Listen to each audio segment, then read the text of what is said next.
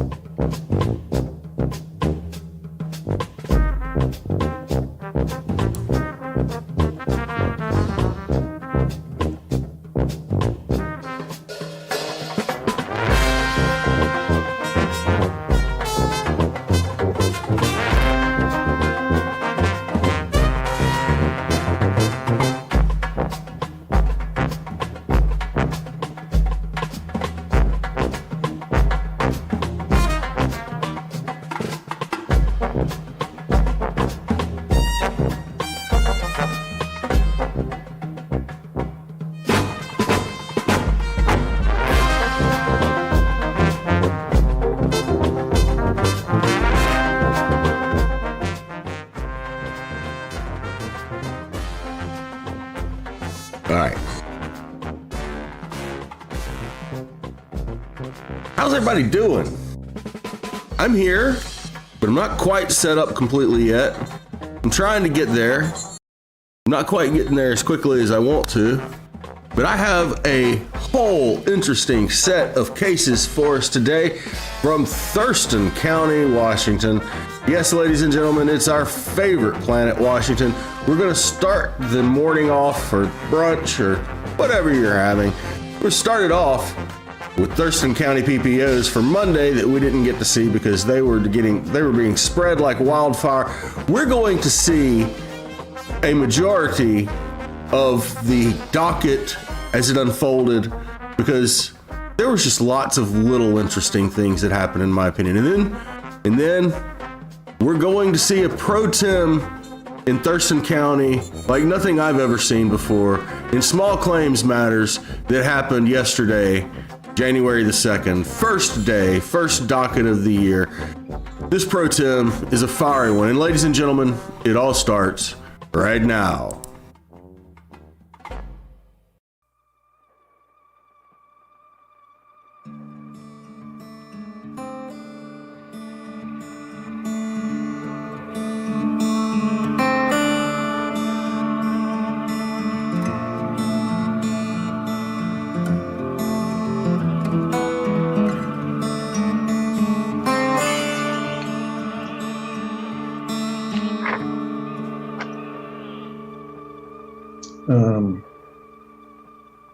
Is the anti-harassment calendar.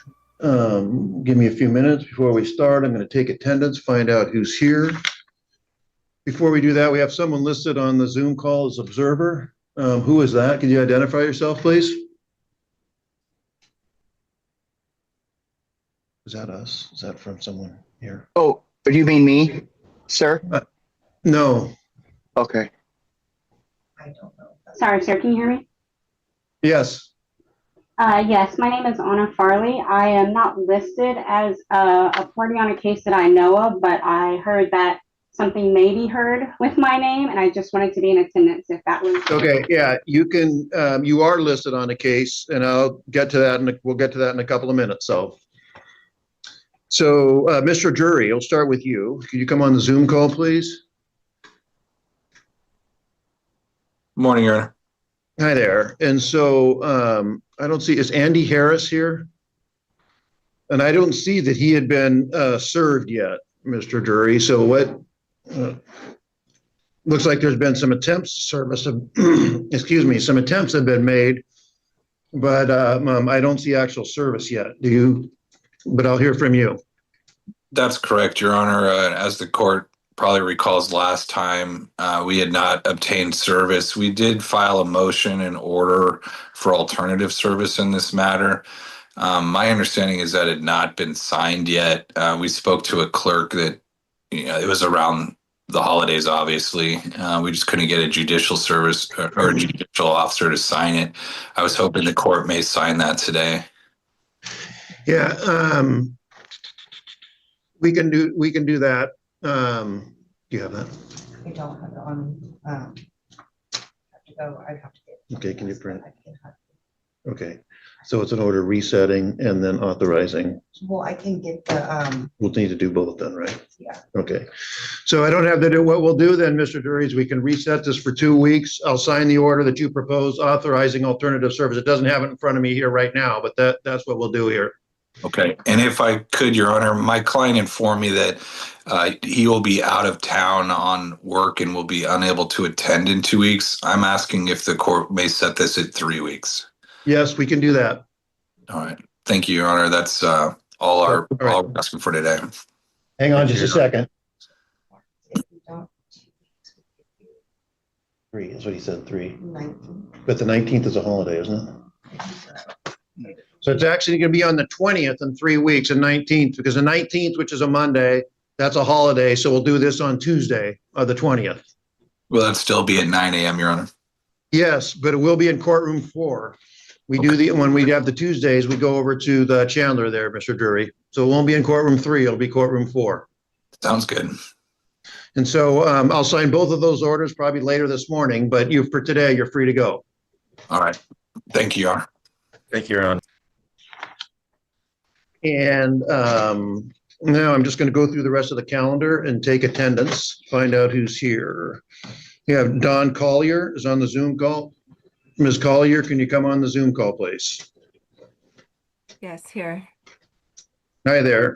And it looks to me like this has been reset a number of times. We still, Miles Cruz doesn't look to be in the courtroom and not on the Zoom call. So again, where are we headed for this? We can't keep just going this every 2 weeks. And so, Well, if I can add some evidence that, he was just witnessed prowling our vehicles and our windows on Friday.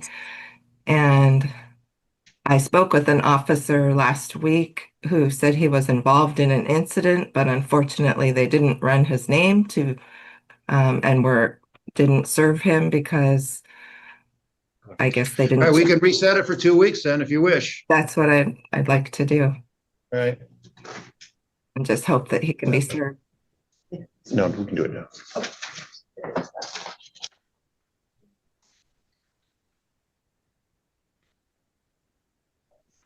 We'll set it for January 12th, 2026. And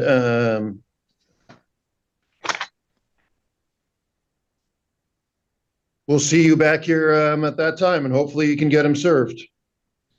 Is there an alternative to getting him served other than, the police trying to serve him? Because he's transient, basically. He was tried to be served multiple times by Thurston County at his mom's residence. I'm just wondering if there's any kind of alternative. Well, there is, if you can provide, again, right now, we're just going to reset this here right now. If you can make a motion to get alternative service, the typical alternative service is registered mail or by publication. But publication is expensive and takes a lot, has to be done for several weeks. By mail, that can happen. That's what I think you just saw that happen in the case previously. Previous to yours, but you need a fixed address and registered mail and all that sort of stuff, and which might sound like that might be a little bit problematic as well. So there are, but and those are basically, and you could ask the court, we'll reissue this for today, see what happens in 2 weeks. And if you want to ask the court to consider one of those alternative methods, you can do that at the next hearing. Okay. All right. Because For today, you're free to go. He's been seen at his mom's. He does stay there sometimes. So if that's an option to mail. Well, but I mean, if he doesn't live there and he doesn't sign for it, then that becomes an issue of whether or not he was properly served and so forth. Okay. My other question is, I know he has several hearings coming up in court for arrests, one in 2 days and one on the 12th, I believe. If he shows up to those hearings, will he be served? He can be. Someone needs to, I can't, the court Right. can't serve him. If you have someone standing by and when he shows up, then if he can get served, then yes, that Okay. happens more often than it probably should. But Okay. yes, Okay, thank you.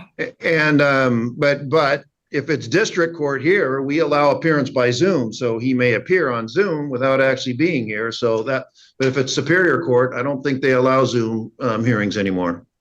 Okay, thank you for that information. All right, that's it for today, ma'am. We'll see you in 2 weeks. Thank you. And then Ms. Duncan, I see you on the Zoom call there.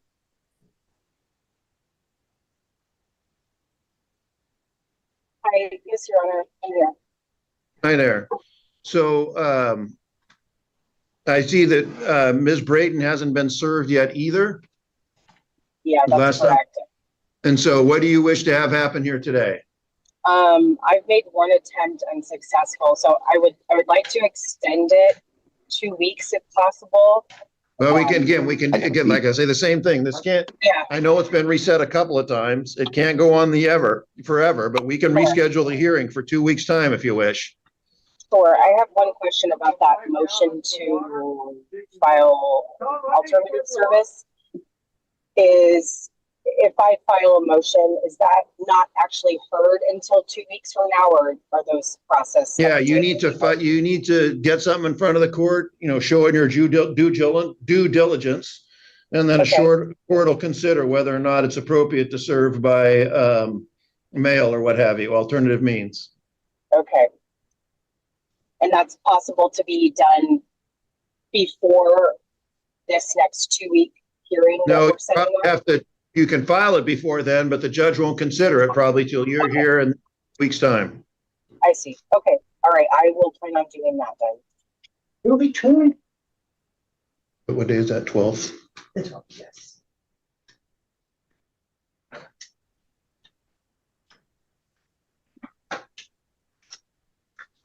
And that's it for today, ma'am. We will email a copy of this to you for service.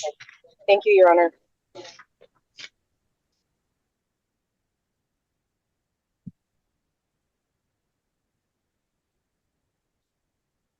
You're free to go there.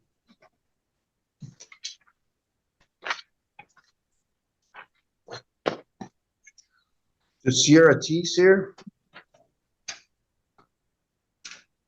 David Delvino was not, but Amanda Tubbs, is that you, ma'am? And then also there's a Demetrius, is that you, sir?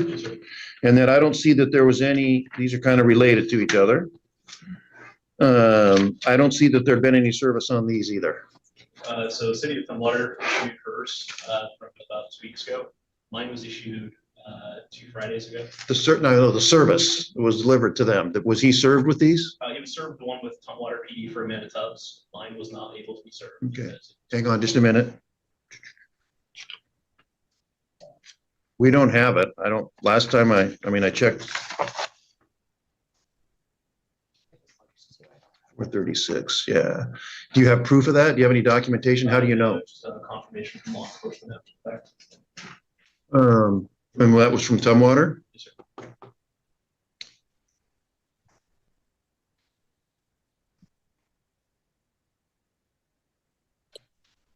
sir. When did you hear that? I believe it was. And this was Amanda Tubbs, that's you? So ma'am, I'll hear from you on your case. I'll hear from you on your case. So you say you had confirmation of him being served? Okay, I'm talking to her now. I don't, because it's with my company, Right. he's the one that kind of has the details on it. I see. So he knows more of the information. All right. in that, so. And so you guys work together? And he used to work there? That's the, Yeah, okay, he was my, okay. Can you contact, can you get someone to call Tumwater PD and see if they can provide proof of that? Yeah. So what we can do is email Tumwater PD and see what they can come up with. Okay, but I can't enter, is this continuing, by the way, since he's been served? Okay, Okay, so we'll see what we can get from Tumwater PD. If we can get service, we get proof of service from them, then a default will enter in your favor. With regard to yours, you're Demetrius, is it Platon? How do I say your last name? Platon. I can't order that one. You've heard me say this to others. We could reset that for 2 weeks if you want to continue to serve him. Yes. Okay, so we'll see what we can find out from Tumwater PD. I'll just have you guys stand by for a few minutes. What's that? Oh, I said just. Yeah, that's fine. Okay, in the next case, there's a number of cases involved on this. Is there Brea Archuleta here? It's on the Zoom call. And Tana Archuleta? Yeah. Tana, is that you? There's Brea's on the Zoom call? Yes. Yeah, And all then right. is that, how about Zachary Dunlap? Is that you, sir? Well, Raymond. There's a Raymond Raymond Zachariah Dunlap. You're Raymond Dunlap. And there's cross petitions. There's a number of cases on here. Okay, but you're all here. Brea Archuleta. And then there's a Savannah Archuleta. Is that related to any of you guys? Okay, that involves Ms. Farley. Is that you, ma'am? Yes. And so Ms. Farley's on the Zoom call. Could you come on the Zoom call, please, Ms. Farley? Yes, sir. Sorry, I don't have a camera. I'm at work. Okay. Which case are we on? I'm sorry. Sorry about that. It's okay. Okay. Which case are we on? Right now, we took attendance on the Archuletas and the Dunlap. Everybody's here on those 3 cases. Are we- Okay, so then I moved on to number 9, which is Savannah Archuleta, which is apparently unrelated to the others. And then there's Anna Farley, who's on the Zoom call, who doesn't have a camera. Okay. And so I don't see that any service had been taken place. And then Ms. Farley, on the observer there, you've indicated me that you've never been formally served with this? Correct, Your Honor. I just heard about this word of mouth. How'd you hear about this? Ms. Archuleta's husband, and then I logged on to the Washington Find My Case. My name was not listed, but I found Ms. Archuleta's name. Okay. So you are listed as the respondent. And so you need to be served with a copy of the petition. Yes, sir. So wait, just be quiet, please. So we're not going to have the hearing today because you haven't, again, been formally served with it, but we're going to reset it for 2 weeks. You can get a copy off the district court website for that. And then in the hearing in 2 weeks, you need to either be on technology where we can see you or actually appear in person. Do you understand that? Yes, sir, I do. Okay. So you were going to say something, ma'am? Yeah, I had young PD serve her and they called me and said that she was. Okay. Ms., why don't you come on up here, ma'am? Ms. Farley, did you hear that? No, sir, I did not. She said that Savannah Archuleta just said that Yelm PD had you served. No, Do you sir. not agree with that? I do not. Okay, well, we're going to reset. Well, here's what's going to happen today. We're going to reset that for 2 weeks. There was a temporary order in place. You know how to use the chat function, ma'am? Ms. Farley? Do you know how to use the chat function on Zoom? Yes, sir, I do. Okay. Do you have an email where we can email you a copy of the petition? Yes, sir, I will put it right now. Could you provide that, please? And we're going to do the renewal order. Do you have access to your email right now? Yes, sir. We're going to send that the stuff to you right now, and then we're going to follow up with the reissuance of the temporary order, which sets a hearing on January 12th at 9 a.m. We'll see you all back here at that time. And again, ma'am, you either need to be on camera or in person. Do you understand that? Yes, sir, I will. Great. If you wait for ma'am, we'll make you a copy of that. And I'll wait for, tell me when you're caught up, Kayla. All right, ma'am, we'll see you in 2 weeks. You're free to go.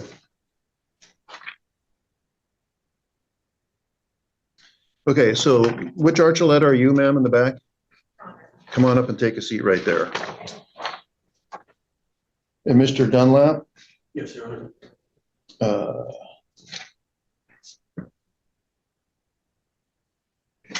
There's a Zachary Christopher Dunlap who's listed as respondent, and there's a Raymond Zachariah Dunlap. Right, is that the same person? I believe so. Okay, come on up and take a seat there.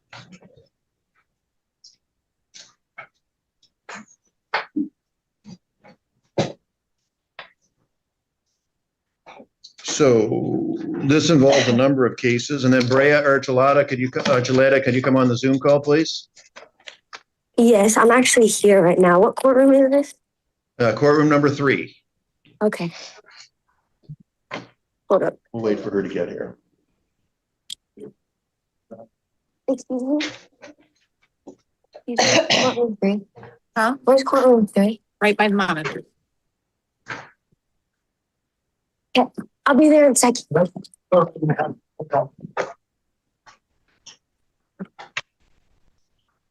You're on your phone, turn your phone off, please. Okay. Log out.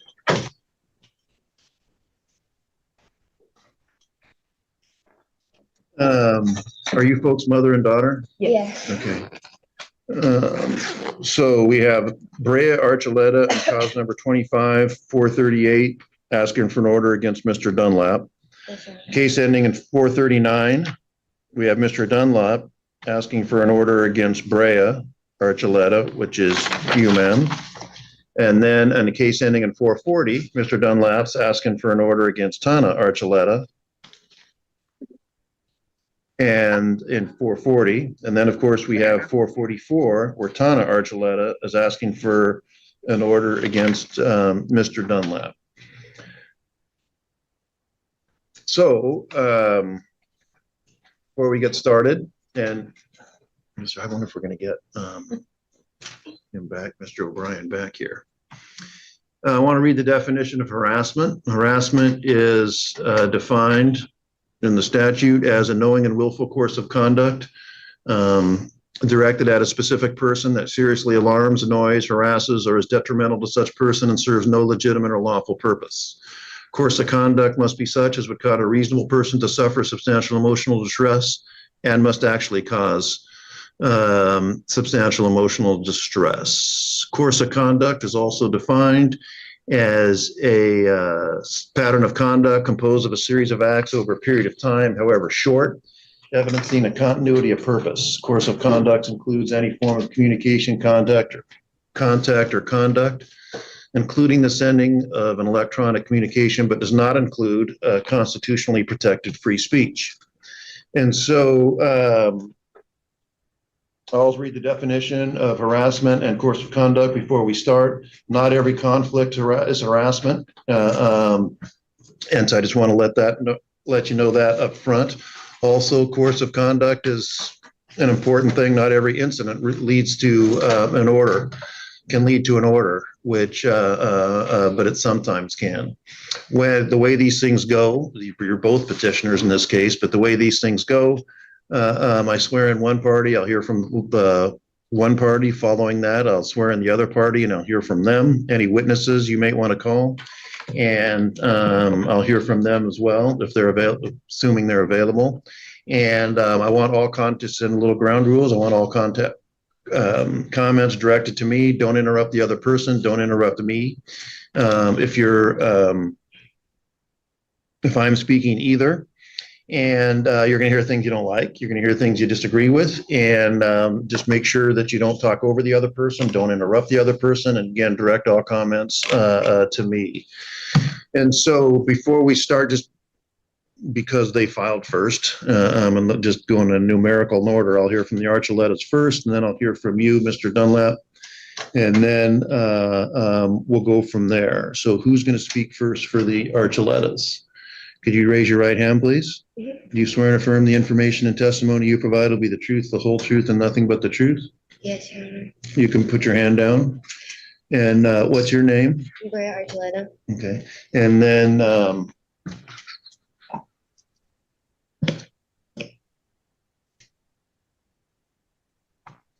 so I guess I'm going to ask this question to you, but I'm going to ask it, and I can ask it to everybody. You know, you and your mother are asking for orders to keep him away from you. He's asking for orders to keep you away from him. And it seems like you all kind of want the same thing, so I'm kind of confused as to why you need me. All right. Go ahead, ma'am. That's not a flip question. Okay.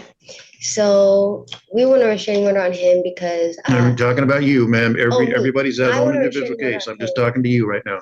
Okay, I want a restraining order on him because we lived in the trailer park for about a year, and throughout the years, like I heard him screaming at Cassandra and throwing stuff and breaking stuff, and Cassandra moving out, and I've just seen it happen so many times that I felt uncomfortable hearing that, and I had called the police on him.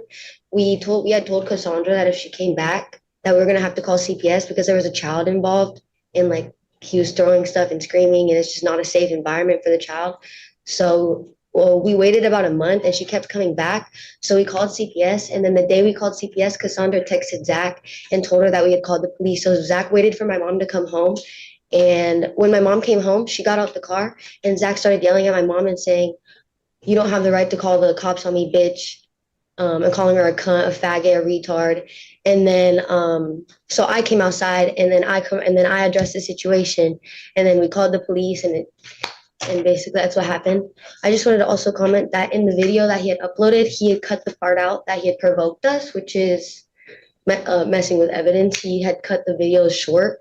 So he cut the part out where he came at my mom in the video. So that video shouldn't really be used as evidence, considered that it was cut short. But for my safety, You know, since I we have to live tell in a you trailer something, park- ma'am. Did you mention it? You know, I looked at this over the weekend. My computer at home didn't allow me to see the video, so I didn't Oh. actually see it. Okay. But I'll talk with him about it, but I will Okay. see it. I'll right. take a break here and look at it in a second.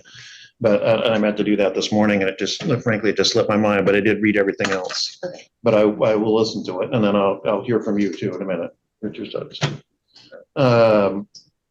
So you say you've lived there a year? Yes. And then, was he there when you moved there or did he? Yeah, he was there and moved there. Okay, all right. Yeah. And then this all started when you heard things that didn't involve you, but then when you contacted the police and CPS, that's what led to him bothering you? Yeah. Well, I didn't call CPS. I called the police because I was just out on my porch. It was Did like anyone call CPS? she called Okay, CPS. I'll talk to her in a minute. Yeah. But I just want the protection order because we both live in the trailer park. He had moved out of the trailer park already. He lives somewhere else now. So I don't feel like I feel like we need a restraining order now because I feel like it's a bad situation. Right. Yeah. So he doesn't He's even live there unpredictable. anymore? Yeah, no, he doesn't live in the trailer park anymore. Okay. Yeah. So have you had any contact with him since he left? Nope. Hasn't said a word to us. We haven't said a word to each other. We put 3 cameras up since the incident happened so that he didn't say a word after. All right. Let me hear from your mother. Ma'am, could you raise your right hand? Do you swear and affirm the information and testimony you provide will be the truth, the whole truth, and nothing but the truth? Yes. Go ahead, you can put your hand down. Yes. I've heard from her, now let me Yeah. hear from you. Yeah, I mean, in summary, yes, there had been stuff going on and she was home more than I was during the day. So she was, more privy to what was going on. Right. I came home one day, heard some yelling, went inside, didn't really hear specifically what was being said next door at his home with Cassandra and the baby there. And then she decided she was going to call the police. So then the police arrived and we were, as they were outside speaking with Cassandra while she was holding the baby, I stepped out and said, "Hey, you can come over here. Come over here. You can stay over here." And she spent about 2 hours at our house. And I did the best that I could to consult her and learned a lot about some of the previous domestic violence that had gone on, as well as a previous protection order that had been in place that against Mr. Dunlap that had been dropped, apparently, because she felt that he was doing better and moved back in with him. But there was just a lot of concerning things that were said. So then I called. Oh, and yes, and that she had told us that he had apparently something had happened physically. All right. That where she had received, had obtained or a brain injury where there was actually bleeding on the brain. And, that was concerning. And so me being previously having worked with disabled community and nonverbal disabled community offenders, I, being a mandated reporter, I still consider myself to be a mandated reporter, even though I'm not doing that. And I will always be there to protect children and When did Mr. Okay, and then so then you contacted CPS, and then Contacted CPS, yes. that created the incidents where Yes, okay, where I and was approached as I was getting out of Got my it. car, going up onto my porch. all right. And is that really the only incident that occurred That was between? the first, Okay. that was that day. That was the only, yes, the Okay. only incident. And then what? Okay, ma'am, just one at a time. Okay. And so what happened after? Anything happened after that? Nothing has happened since, Okay. in regards to myself. Okay. Oh, no, I'm sorry. I take that back. There was one day that I believe it was the next day. Hold on. Oh, on Thursday, December 11th. So the original phone call to the police was made on the 9th, approximately around 7 p.m. Then on Thursday, December 11th, I went outside to dump some garbage. His walking out toward the front of my unit. His is on the right side of me. I walked out. I went up to the left side of the community. There was a huge dumpster. Dumped a bunch of garbage there, and walked back. And then Zach popped out and said, "What's up, faggot?" I kept walking toward my house, and he said, "Good night, cunt." I didn't say anything to him. I just kept walking. So that was concerning enough because it was dark outside at that point. And then, but he's since moved. He has since moved just recently within the last. Don't forget about that. Okay. So, ma'am, again, I really need you not to just let her tell me her story, and then I'll. Okay. Yeah. So, yes, and it all stems from, the original event that happened on the 9th, when he questioned me as in regards to telling me I didn't have the right to call the police on him, started calling me a bitch and a cunt, telling me to leave him alone. Then she walked out because I was on our porch, and which is about 15, 20 feet from his unit, where reasonably his cameras would have picked up any audio, even though the camera wouldn't have picked up any video. It definitely would have picked up audio from that moment. So then when you see her, when you will review the video, you'll see her popping out, coming down toward where I was standing in front of him. You'll see that the video was clipped up prior to that point. So there was Well, what's in the? Go ahead and tell me what. just us standing there, and then the manager came out, Missy came out and was standing next to me, primarily to make sure that Zach didn't do something, to me. Zach had said to me, "There's cameras here." I said, "Okay, great." So I stepped right in front of his trailer and stood right in front of the cameras to make sure everything was recorded. All right. So I don't recall saying anything threatening toward him. So I don't believe there's a reason for protection order, for me to be against him. I'm not a threatening person. So, but it, and you'll hear me cussing initially when we're all standing, because I was responding to being called names. Right. And you'll hear me say the F word. Mr. Dunlap, could you raise your right hand? Yes, Your Honor. Do you swear and affirm the information and testimony you provide will be the truth, the whole truth, and nothing but the truth? Yes, Your Honor. How is it you need an order against the Archuleta? Well, there's quite a few things here that have been said that aren't true. Well, I want you to tell me, you're asking for an order against them. So you can explain to me why you need an order and why they shouldn't get one. And so she's already explained to me why they shouldn't get one. So go ahead. You can tell me everything from your perspective. Well, so the initial police call, I don't see how is their business and how something between me and my girlfriend can warrant them having a restraining order against me. Okay. Since I've lived at this residence for over 5 years now. And You don't live there. I'm told you don't live there anymore. No, and because of this specifically, I'm fearing my freedom. I literally wouldn't be able to go outside until they were gone, because Bria she bought herself a megaphone for any time that I came outside to scream at me.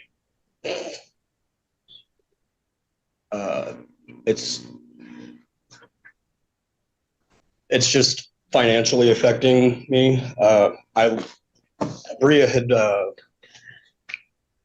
broken a vase over her boyfriend's car, stabbed his tires, and I believe there's a restraining order on him protecting her.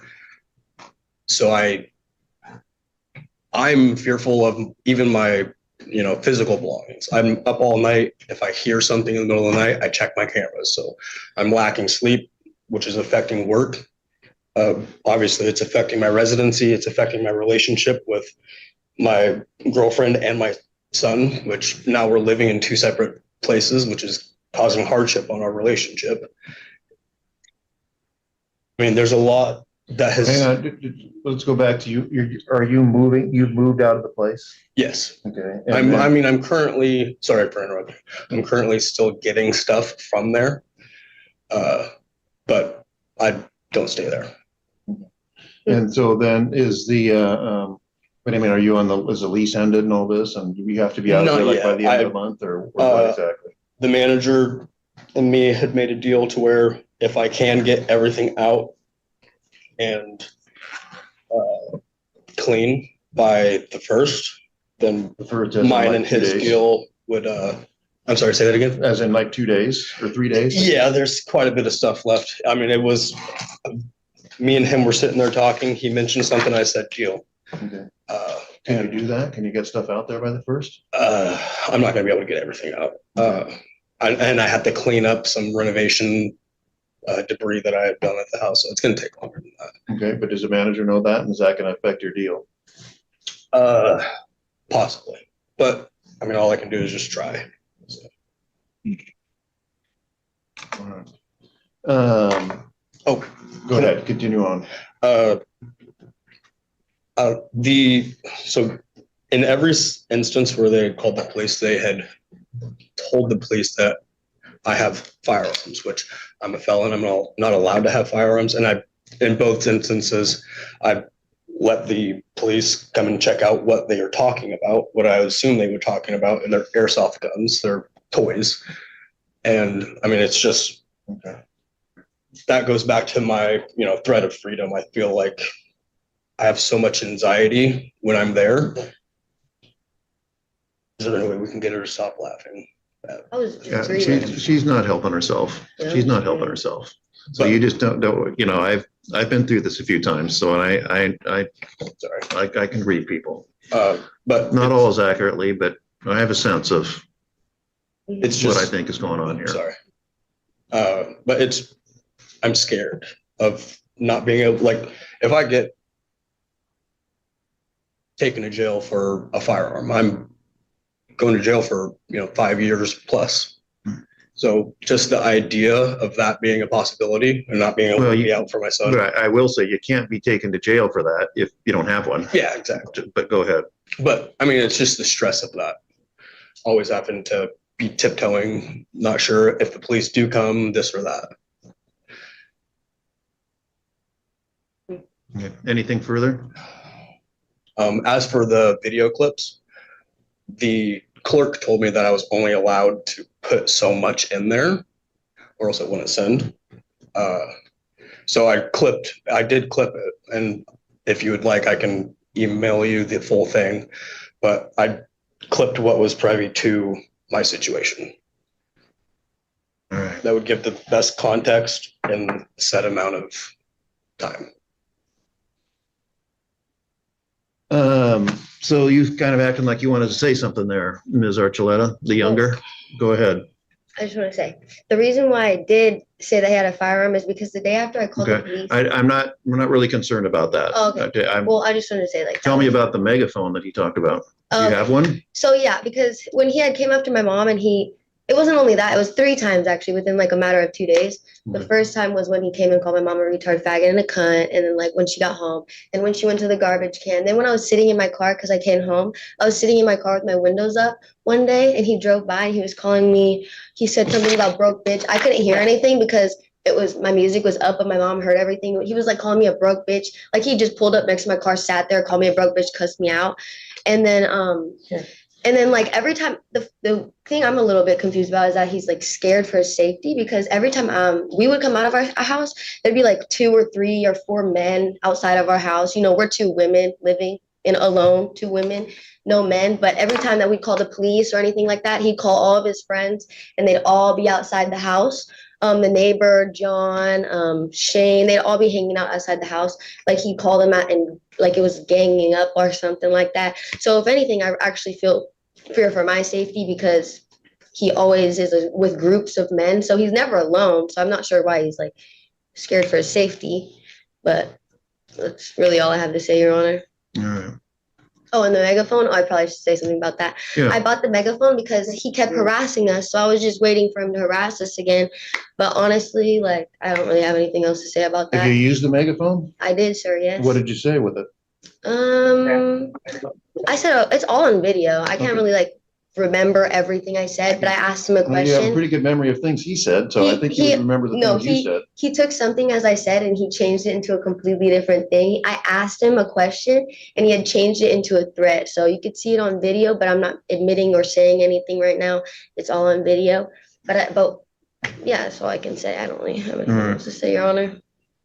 I mean, I could say I called him a faggot back and all of the things. I Yeah, I called mean, him a if that's- faggot, a retard, a bitch. I called him everything that he called my mother, Okay. Your Honor. I have if he wants to get a restraining order, Okay, that's so ma'am, completely fine. ma'am, you've answered my questions. Mhm. Do you hear anything were you able to contact Tumwater Police Department? Yes, they said his name populated on the list, but they weren't able to confirm whether he was issued or not. So you don't know whether he was served or not? No, they weren't able to give me any information past that. Okay. They requested that you guys send the paperwork in if possible. Okay. If not, since we also have paperwork for myself against him, Right. if it's easier, What we would do then is just reissue both of these and then reset it for 2 weeks. that'd be perfect. Okay. We can have our third party service. We'll do that. We'll do reissuances for yeah, okay, hang on just a second. Ma'am, I see you're here with Mr. Dunlap. And what's your relationship with him? Okay. All right, thank you. I was just curious. Okay, thanks. I'll get to that. And I'll get to those in just a minute. I'm gonna step off for a couple minutes. I'll be back in about 5 minutes or so, and then I'll give an opinion. Absolutely no sense at all. I don't know. Requested that you guys send the paperwork in if possible. Okay. If not, since we also have paperwork for myself against him, Right. if it's easier, What we would do then is just reissue both of these and then reset it for 2 weeks. that'd be perfect. Okay. We can have our third party service. We'll do that. We'll do reissuances for yeah, okay, hang on just a second. Ma'am, I see you're here with Mr. Dunlap. And what's your relationship with him? Okay. All right, thank you. I was just curious. Okay, thanks. I'll get to that. And I'll get to those in just a minute.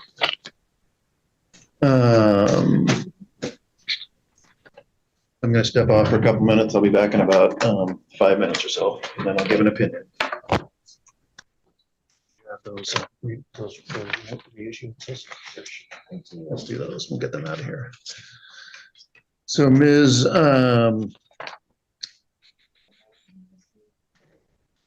Did you give those to me? Yeah, okay. Mr. Platten, Ms. Tubbs, we're just gonna reissue those. We'll give you a copy of those and then we'll send you on your way. It'll be January 12th. Did we send it to the police department last time, or did you guys take it to them? For her, it was sent to Tumwater, and then for mine, it gets sent out, they said I had to have a third. You can take it to the service. That was Tumwater, correct? And if you want copies of your service packet, you can go to the service. We'll make you copies of these. You go across the hall to the civil office. And then wait for you're done. Thanks, sorry for the delay there. See you in 2 weeks. Folks are free to go. You're welcome. So we'll go back on the record on the many cases involving Mr. Dunlap and the Arcolettas. I went back, I just took a minute and reviewed those videos. They're all very short, as I knew they would be. When did you buy that? When did you get a hold of that megaphone?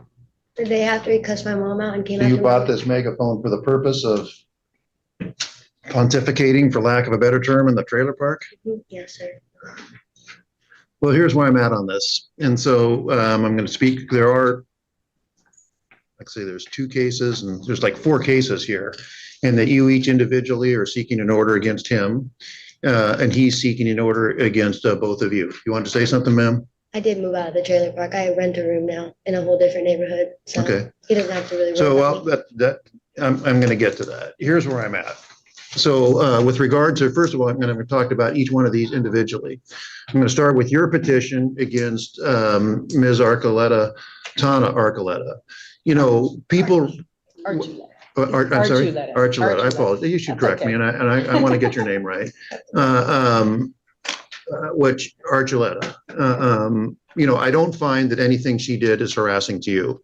People have the right to, if people are concerned, if you see people on the street, you may have done this. You know, if someone's all over the road or whatever, and you're concerned about this person being a drunk driver, you can get on the phone and call them up. If they're concerned, however she was concerned, however rightly or wrong, if something's going on that law enforcement needs to be involved, she's, you know, she said she's a mandatory reporter, which may or may not be true, which, okay, but even if not, if just an ordinary citizen sees something that they're concerned about, they can call the police. And if nothing pans out from it, then that's one thing, but it's totally appropriate for her to voice concerns to the appropriate agencies, either police or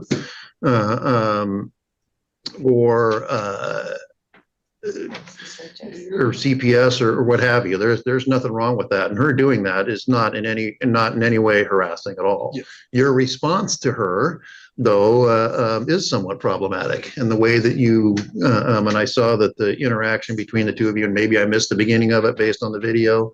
And so that's a problem.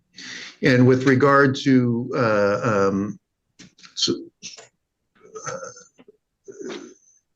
Ms. Archuleta Brea, the younger, that's kind of a different issue.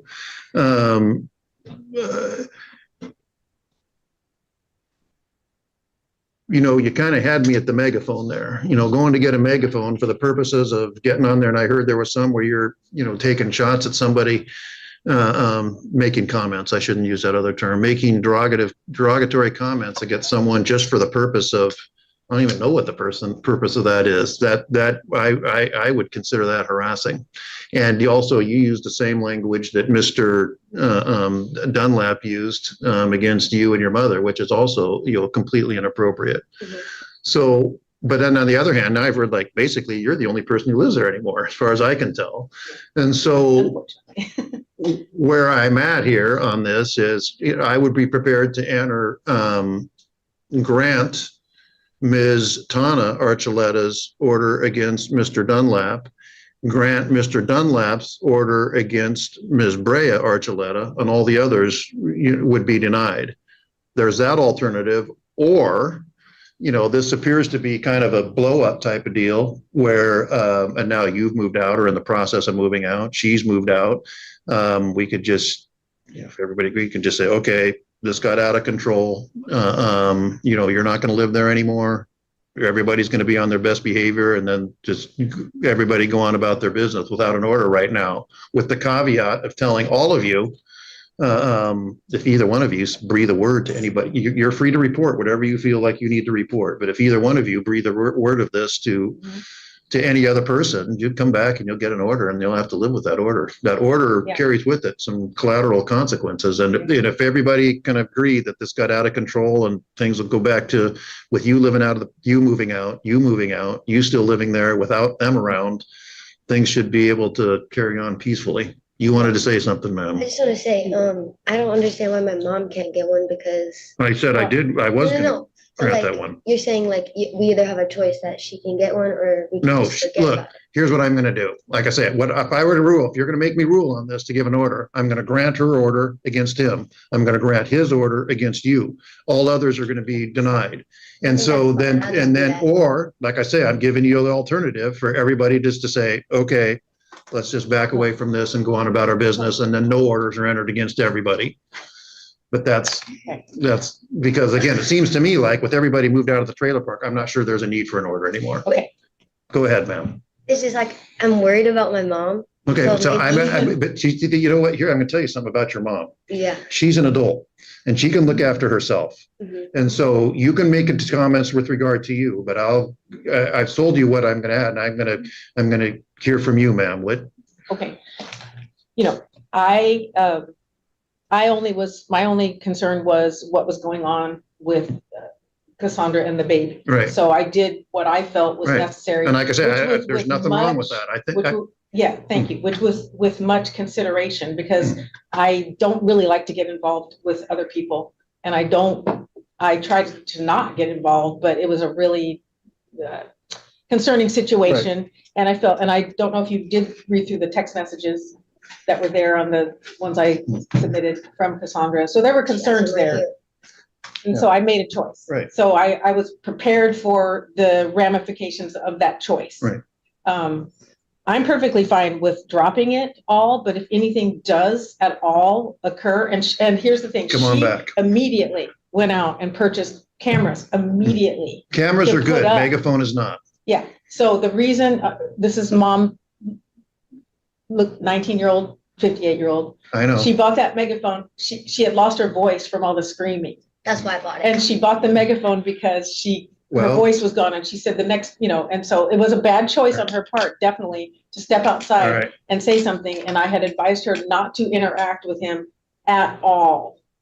All right. But you also have 19-year-old, thinking going on, but also it was not appropriate for him to surprise attack us outside, I'm not. screaming at her while she's in her car. So there was a buildup of events that happened that would led up to the megaphone.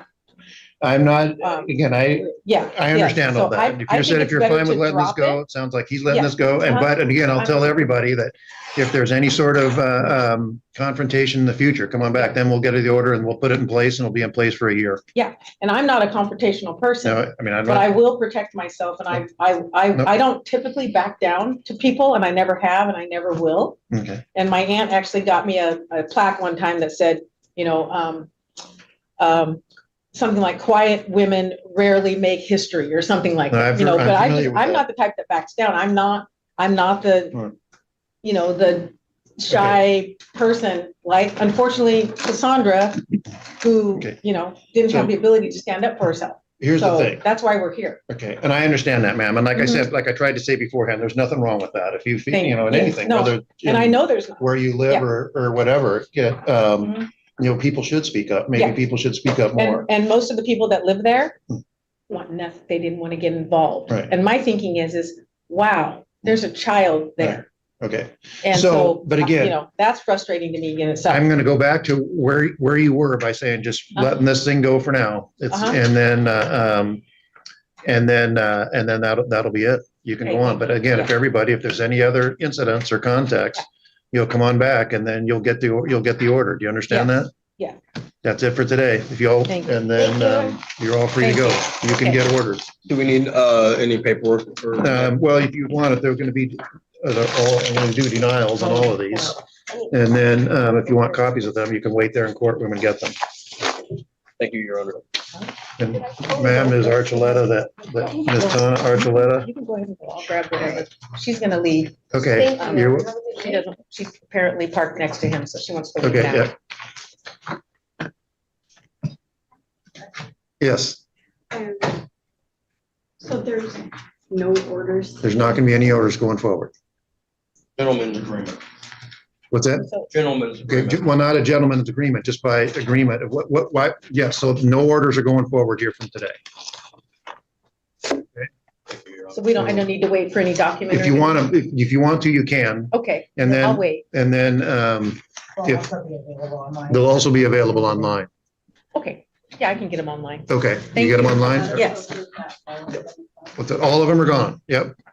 But if there's any other incidents going forward, then come back.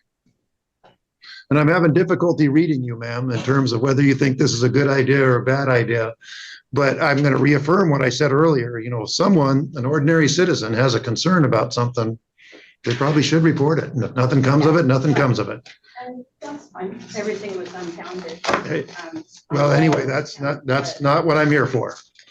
Exactly. Okay, you're free to go. So I'll do these later. If you're gonna get them online, ma'am, I'll Thank you. do them later. Okay, thank you. All right, good luck, ma'am. Yes, happy New Year. What's that? You too. So Mr. O'Brien and Mr. Yes, sir. Eklund. Yes, sir. Oh, you are gonna wait for this or? Okay, okay, fair enough. Good luck, man.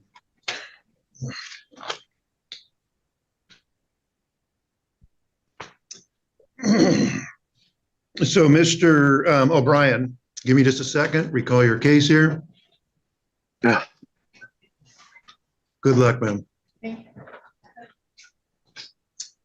Could you raise your right hand, please? You swear and affirm the information and testimony you provide will be the truth, the whole truth, and nothing but the truth? Yes, Your Honor. How is it you need an order against Mr. Eklund? Mr. Eklund has made several threats that I would find to be serious. He said he was going to kill me. He said multiple things. If you see in the restraint order, the proof and the text messages that I had sent, and if you have had the chance to see the police report, the voicemail and the documents that were submitted, also to by Mr. Eklund. Also, with that report, you'll also notice that his ex-girlfriend or girlfriend also has had previous issues with him in the report, and there's some domestic violence there too. So this isn't the first incident that he's done. So how do you know him, and how did this all come about? Sure. Thank you for asking that. Yes, sir. I'm a general contractor licensed in the state of Washington. His Daniel, which is his girlfriend, had called me to do work at her house, and it's just things got escalated. He has made assumptions that there were inappropriate things going on, which is, it's just their assumptions. Nothing's going on, and he has physically threatened me. He's physically harmed me, and he's also. Was that a picture that was your picture you submitted about with the writing on it and so forth? Yes, sir, it is. Yeah. And that's you? Yes, sir. I submitted 2 pictures. One of the text messages that Yeah, he I saw sent. that. No, I meant a picture of you, the actual picture, not a screenshot. Picture of my back and the bruising. Yes, that's what I'm talking about. Yes, sir. Yes, sir. Tell me about that. How did that happen? His girlfriend had told him not to come to the residence. He came to the residence anyways while she was at work. He walked in the door. The statement in which he made, I was in the bathroom on my knees doing trim. The statement that he made coming in the house, don't worry, I won't kick your. I'm trying to respect the court. I don't want to use profanity, but We've heard a lot already, so you. I'm aware, sir. He said he was just going to come in and I'm not here to kick your ass. Da, da, da, da, da. And it just he was told not to be there, and he ended up being there anyways. And the day that he showed up there, the text message in which you see that he said he was going to kill me was 2 days previous before he showed up. Okay. So, how did you get onto this job? Did you know these people before then? No, or sir. how? No, sir. I don't know them at all at the time. I advertised on Craigslist or Nextdoor or something, and she had reached out to me to do some future work for her. So when I got there, she hired me to do the work. The work escalated to more work because we found some issues with the home. I am still currently there now working on the house. Yeah, I didn't know him before this at all. Thank you. I'm going to hear from Mr. Eklund. Mr. Eklund, could you raise your right hand, please? Yes, sir. Do you swear and affirm the information and testimony you provide will be the truth, the whole truth, and nothing but the truth? Yes, sir. What's your response to his request for an order? Well, I sent a very threatening voicemail, and I did, and I'm sorry. I'm embarrassed. That was on the 24th of November.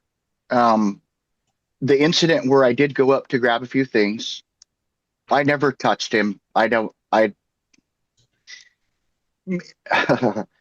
It was also not, I'm so sorry. The voicemail message is me, and I sound crazy. I don't want to hear it. Please don't play it for me. Okay. And I'm sorry. I've never been in trouble in my life. I never physically hurt him or touched him. And it wasn't 2 days later after the voicemail was sent. It was weeks later. Even the police officer that I talked to said that. So I waited weeks.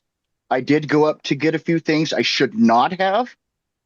He said, he came out of the bathroom and said, you want to step outside? And we were alone. I'm 60. He's 50. And I will give you absolute access to my chart. I have to have another surgery on my neck. I have L1, 2, 3, 4, 5, 6, 7, all massive ruptures in my back, had a laminectomy. Underneath my plate, which covers 4, I have a massive rupture on both sides. I have a very cracked right hip. I was going to have my left knee 100% replaced in December. Obviously, I can't. I've been homeless for living kind of in my car. I'm guilty of the threatening phone message, which was the 24th of November. I waited several weeks. I never touched him. He said, "Do you want to step outside?" I got right in his face and showed my teeth and started telling him how I felt. He apologized and threw her under the bus, said it was all her, which is unfortunately true. And it is true. I did not cause him physical bodily harm. If he'd have pushed me down, it would take me 15 minutes to get up. I'm physically broken. That's not a joke. I've made a mistake by trying to fight for Danielle, and I did. I made a mistake. And my heart is broken more than anything. I've never been in trouble before. I do know, and I don't need to go at him, but these are lies. All this is, I had showed him a deer rifle that he may have forgotten. This was not in anger. Weeks prior, before I was kicked out, that doesn't work, and asked him about it. I haven't had ammo for it for years, and it doesn't work. It doesn't fire anyway. So I'm looking through these things. He said, I never physically harmed him. He went to the house after I left that day that I confronted him. Let me back up. I got in his face and I started yelling at him. I could see that he was scared. So I backed away and began to weep openly on my mother's ashes, on my grandchild who I live with right now. I take that very seriously. He threw her under the bus, admitted they have been having extremely inappropriate talk in person and text messages, but only that. He said he had video of us from the front of his car, a video camera, to which I said, awesome, because when I went through the door and I was angry and upset and looked at him and said, who's in charge of this? Look at this place. It looks like shit. He said, do you want to step outside? I confronted him. I started crying. He hugged me, said everything was fine. He went out in his car. I got my stuff. I left. And he said he had video of Danielle talking about having sex with him, several of them from his car. How could he have, if we were in the bathroom and I pushed him down? He's 50, I'm 60. Come on. I don't want any trouble. I haven't been there. Danielle has called me. They both drink excessively. I understand it's not. Danielle has had trouble with being faithful to her first husband, second husband, and now me. It is what it is. I'm done. I'm with my grandson now, who's going to be 15 months, and I'm doing much better. I'm heartbroken, and I may be screaming. I have headphones on. I have no desire to see Jay or Danielle, and I was wrong to send the voicemail message, which was on the 24th. I believe when I went up there was the 17th. I'm not positive on that, but it's several weeks later. I clearly didn't do anything then. I don't know what to say. I don't want any trouble. I have never been in trouble. I do know that Jason has a restraining order from his daughter and I did search him because I was thought they were having an affair, emotional affair is what it was and is. I'm done now.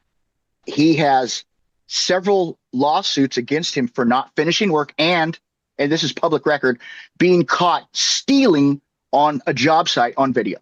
I have never been in trouble. I am guilty of sending the voicemail message. And like I said, please don't play it. I don't want that. Jason, I am sorry. I am sorry. I don't want to see you. I live, as you can see, this is my new house. This is my new bedroom.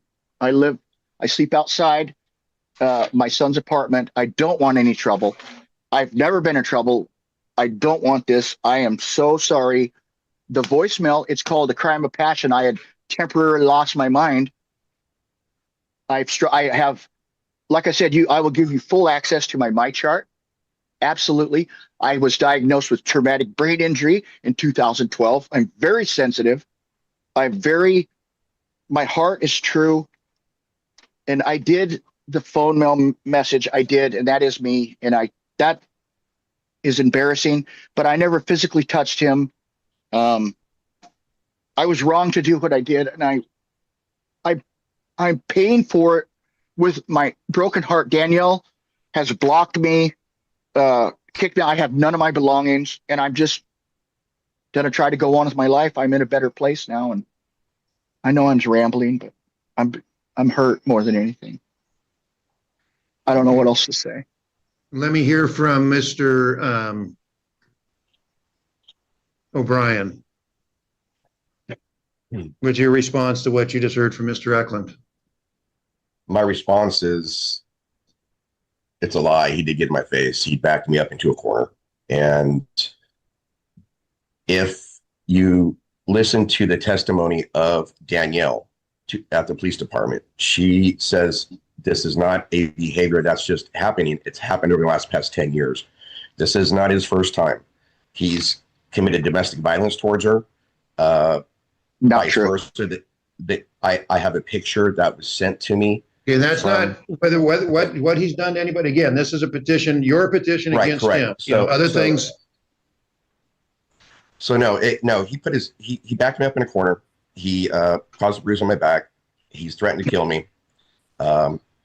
There is no inappropriate behavior between me and his ex or whatever she is, because they just talked last night. And I've been married for going on 10 years. And so I'm not even interested in anything like that.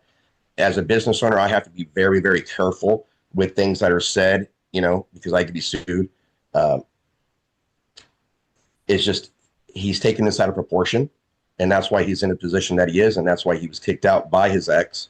And like I said, Your Honor, if you were to listen to her testimony to the police department, this is not the only time. There's been several times. Unfortunately, I was just that one time when I showed up because I'm in the home, constantly in the home working. So, I don't know if that has taken a toll or did take a toll on him. It's not like I was outside the home, but I was constantly in their life in the home as a contractor. But like I said, this is the first time he's done this. There's a track record. If you listen to Danielle's testimony, you'll hear it. And I'm not the one that kicked him out of the house. His behavior kicked him out of his house. The harassment that he's done towards her has kicked him out of the house. She's done. And as I know, she's actually filed a restraining order. Not true. Out. Now, whether or not she turns it in or not, I'm not too sure, sir. Your Honor, So, Mr. Eklund, anything? I'll give you the final word here. Yeah, Danielle and I have a roommate, a young man that was had retired out of the Army, 25, Airborne Ranger medic that worked with her in the ER, who has lived with us. The day that I confronted him and left, he called me and said that Jason, and wept openly. I never physically touched him. He never said that. He also admitted, and Danielle did in front of James, the roommate, that they have had a very inappropriate conversations in person the entire time. He told Danielle that he was single. He told me he was married.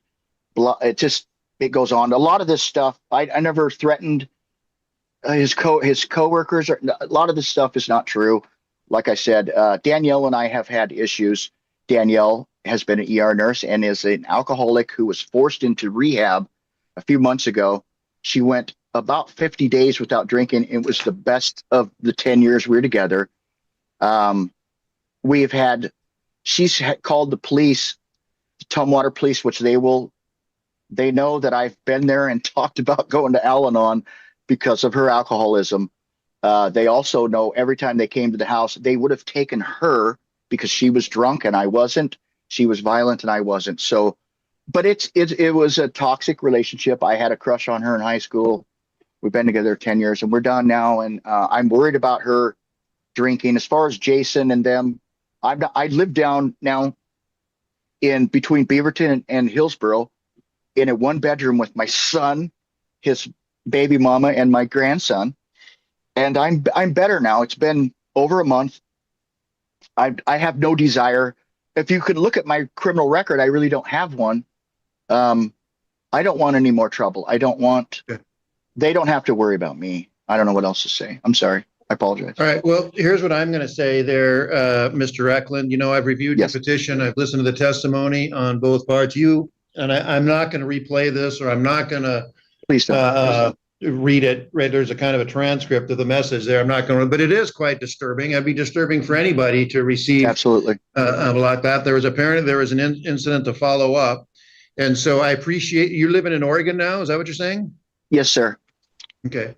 And I hear there's been some talk of Danielle and what this or that. This doesn't have anything to do with her. This doesn't limit your activities or contact with her. But based on the testimony combined with I do find that an order is appropriate. And so I am going to enter an order. And basically the order is Mr. O'Brien's is not a part of your life. You don't contact Thank you. him. And if he's at the Danielle's place doing work and you happen to go by there for whatever reason, if you reconcile, you can't go in, but don't the parameters of the order or don't have any contact with them. Okay. Don't engage in stalking behavior. No. Don't cause any harm. Don't contact him. Don't come within 1,000 feet of him, his residence or place of employment. And if he's working on Danielle's place, that's not his residence. But if your one is there, then you'd be within 1,000 feet. So and the order will be in place for 1 year. Okay. And I have no issues with that. Danielle and I lived in that house. We're buying the house for 9 years. We've been together 10. And I am going to move forward. And all right. He won't see me again. Thank you, Your Honor. I hope not. And he probably hopes that too. So good luck to everybody. Thank you, sir. You all are free to go. Thank you. Okay, gosh. All right, so we have 5 cases here where both parties are present and have been set for trial. What I'm going to do now is talk to you about how we're going to proceed on these cases. When I call your case a little bit later, I'm going to ask the parties to come forward, have a seat at the different tables. Although everyone here is on Zoom, we'll swear you both in. I'll hear from both the plaintiffs and the defendants, and then I'll decide the case. I will decide the case by applying the law to the facts that I find to be true today. And I'm now going to take the next few minutes and discuss with you why I believe you ought to take advantage of the opportunity we're going to give you today to settle your case without going to trial. First, if you choose to go to trial, what you are doing is giving up the last chance you have to come up with the best resolution to the problem that brings you here today. Because when you choose to go to trial, you are asking for me to come up with the best solution. You are asking me to come up with the legally correct solution. And I can assure you that in many instances, the legally correct solution is not the best solution. In fact, you may come up, I may listen to your testimony, or I will listen to your testimony, and there may appear to me to be a very obvious way to solve this problem that meets the needs of both parties.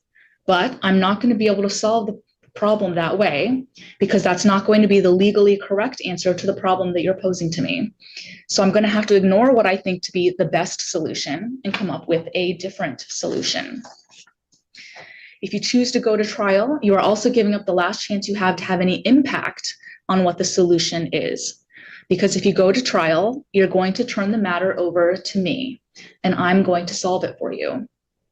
But you're going to have no say in how I choose to solve it.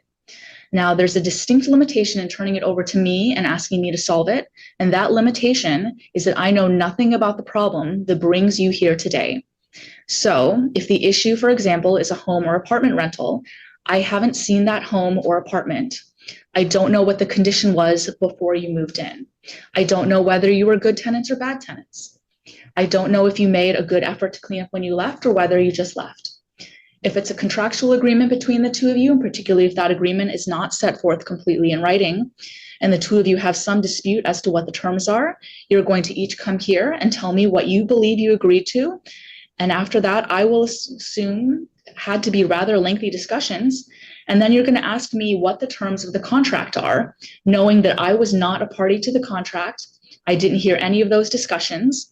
And if the issue isn't what you agreed to, but rather whether you performed in accordance with the contract, you're going to ask me to decide that, knowing that I have not been there to observe any performance. You each are going to have very different versions of whether you have or have not done what you were supposed to do under the terms of the contract. If it's an automobile accident, I didn't see it happen. I wasn't standing on the corner when it occurred. You don't have a videotape of the accident occurring. What's going to happen is you're both going to come up here and you're going to point the finger at the other party and say it's their fault. It's not my fault. Then you're going to ask me to decide whose fault it is, knowing that the only information I'm going to have is what I hear in the courtroom today. And what we're going to hear are two people saying it's not their fault. It's somebody else's fault. And I'll decide it, but you have to understand the limitations to that approach. If you choose to go to trial, the rest of us are going to sit here and listen to the testimony. And what we are going to hear in these cases are two very different versions of the same set of facts. These versions are going to be different because what you're going to do is you're going to tell me what happened from your perspective. Now, that means your version is going to be intended to advance your best interests. That's normal. That's what people do. The versions may also be different because one or both of you are choosing not to tell me the truth. And you're going to ask me to figure that out. And you're going to ask me to figure that out knowing that I don't know either one of you. I don't have any ability to sit here, listen to your testimony, and think to myself while listening to your testimony that I've known this person for a long time.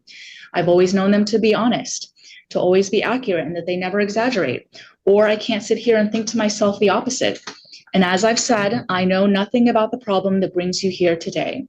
So I don't have any ability to sit here and listen to the testimony and to compare what I'm hearing to the facts, which I know to be true concerning this situation. So you may be sitting there listening to the other party testimony. They may say something and you know certain things, and you think to yourself, I can't believe they just said that, the nerve of them. Clearly the judge doesn't believe what they just said.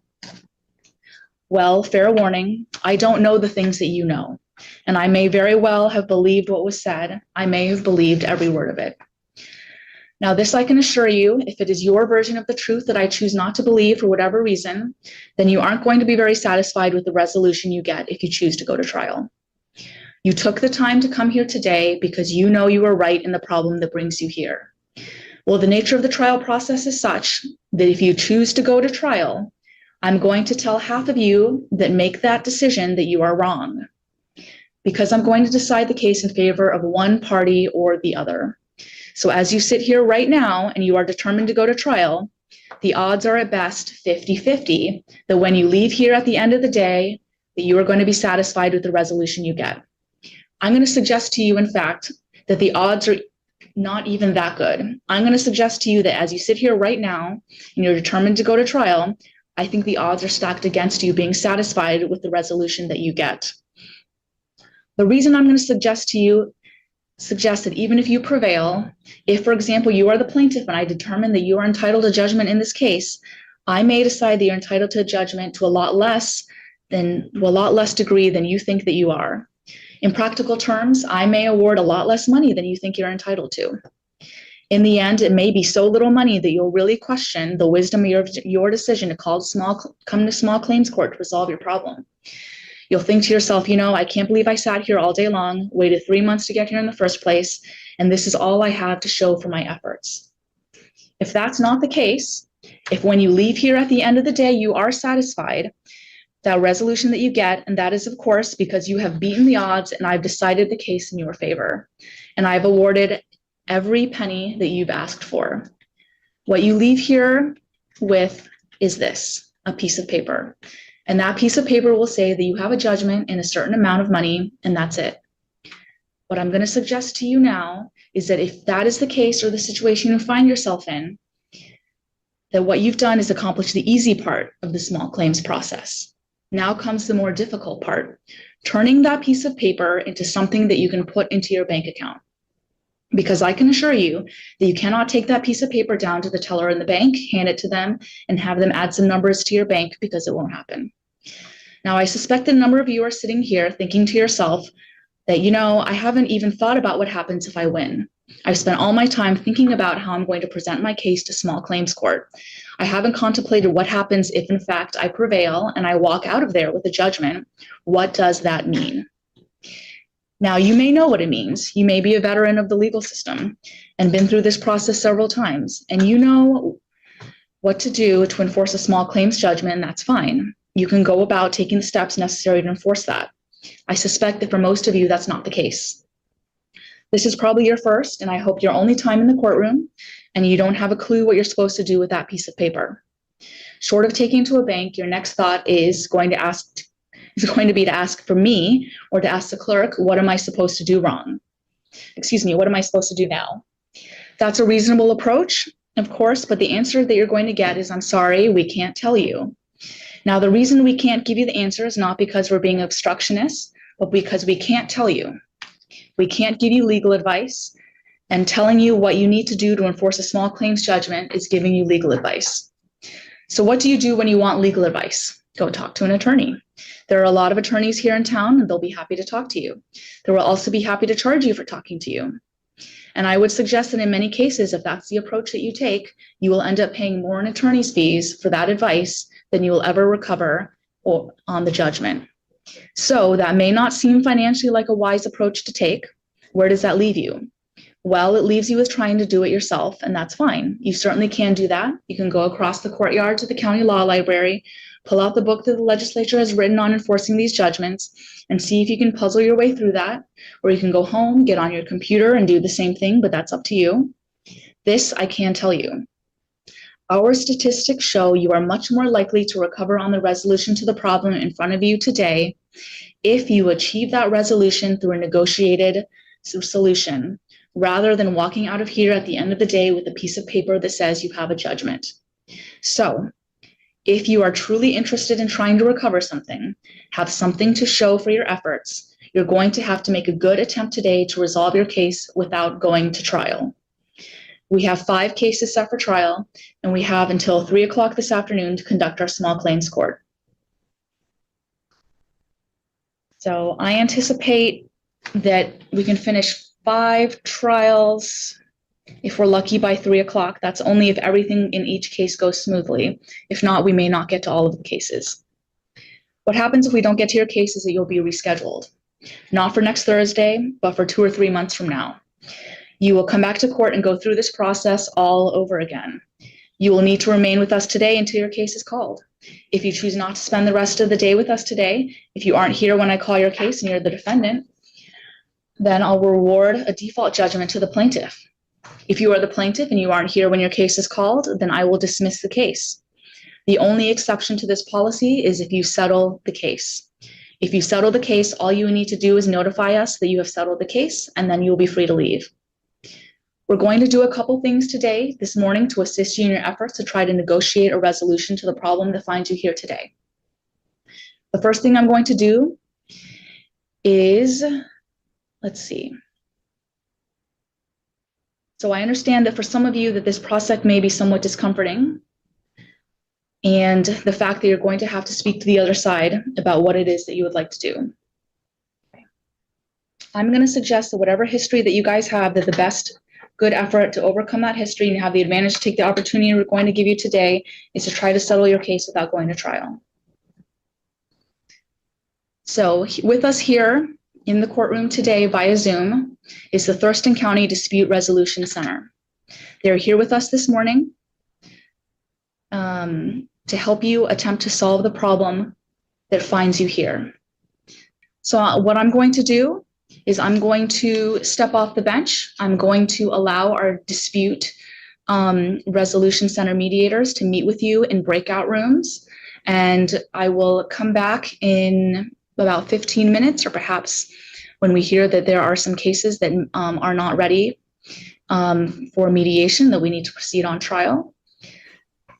Okay, the clerk will be opening the rooms and moving you into breakout rooms. The first matter that we will be taking up is case 39199, the matter of Robert Milkey versus Chris and Brittany Drapeau. Okay, if I could have you go ahead and turn your, there you go, videos on and unmute yourselves.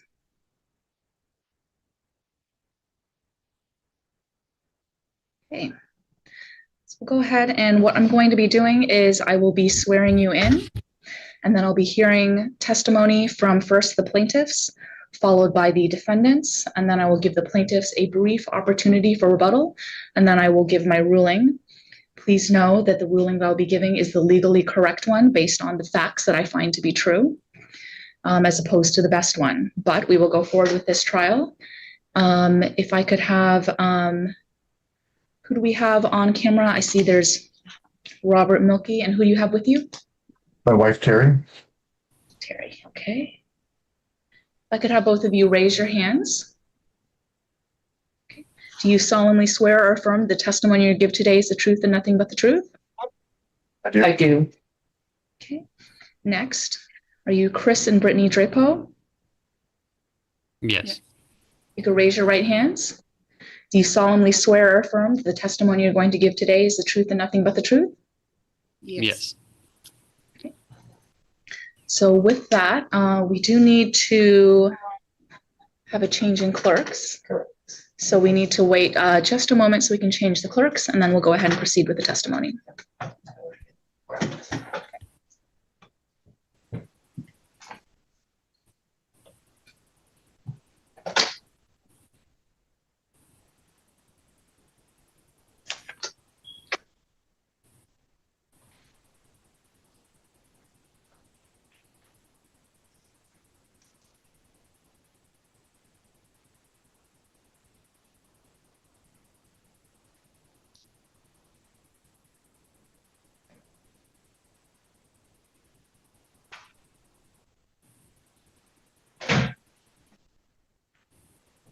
Hello, Leslie. We're just switching out our clerks.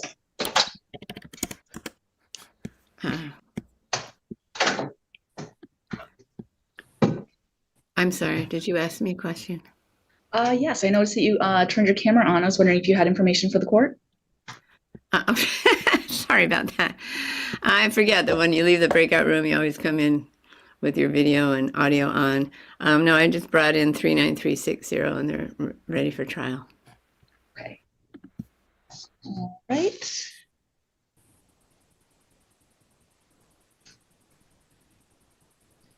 All right, parties, just so you know, we do have 3 cases that are going to be proceeding to trial.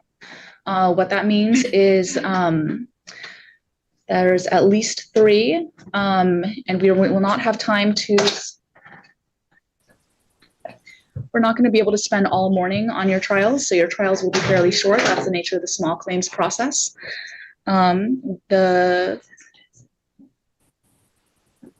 you need help? Are you looking for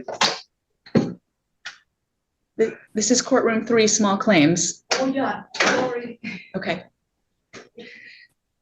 All right, parties have been sworn in. I'll go ahead and hear from the plaintiffs.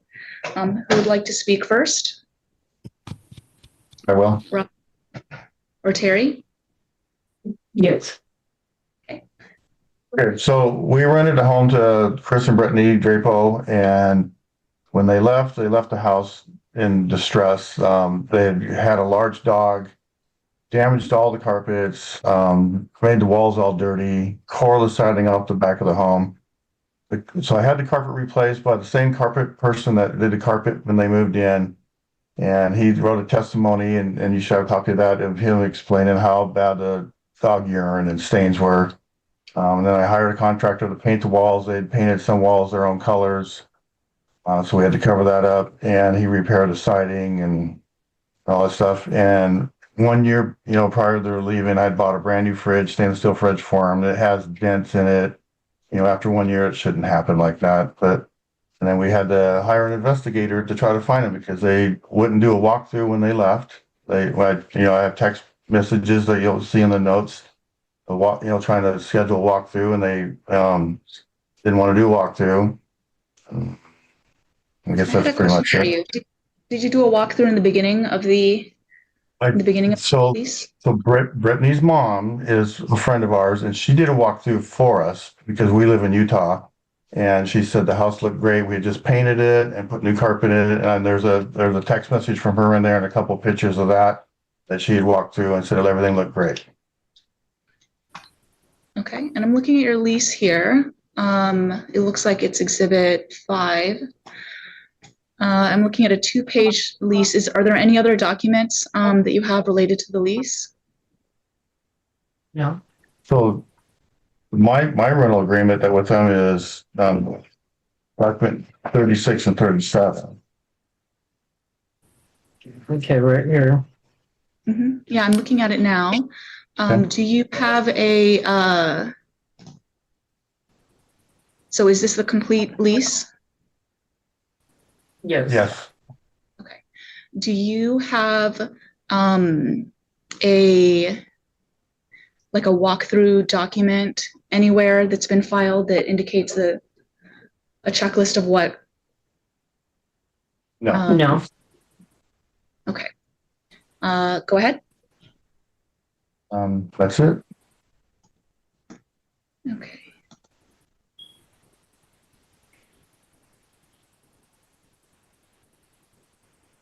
Okay, I'll hear from the defendant now. I just want to say I don't ever clearly remember doing a walkthrough with them. We didn't sign anything stating that we did the walkthrough. They replaced the carpet in one room downstairs. All of the carpet upstairs was not replaced. The carpet on the stairs was not replaced. It was like that when we moved in. It was in pretty bad shape when we moved in. He knew that. We told him not to worry about it, which, it's fine. It is what it is. When we first moved in, we did all of the cleaning in the house. We painted all the walls for them. And yeah, there was no walkthrough done. There was no signed paper. But I just want to state we are in the process of filing bankruptcy, and we did add them to our bankruptcy. And yeah, we just kind of want to move on and be done. Because, yeah. Okay.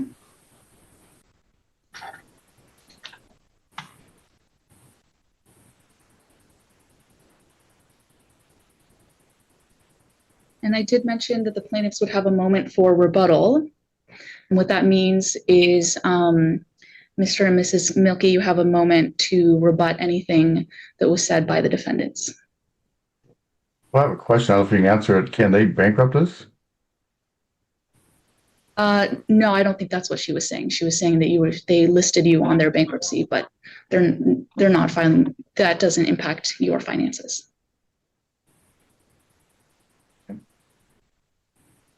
So all the, Brittany's trying to say that all the dog urine was there before I've been, is what she's trying to say.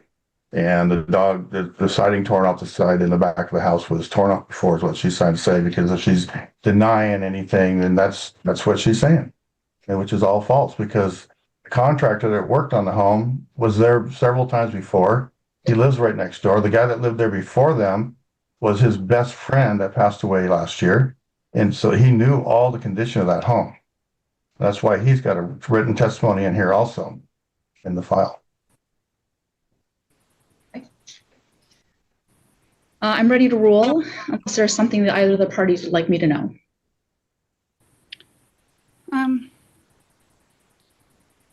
No, that's okay. In preparing for this case, I did go through all of the documents that were provided by both of the parties.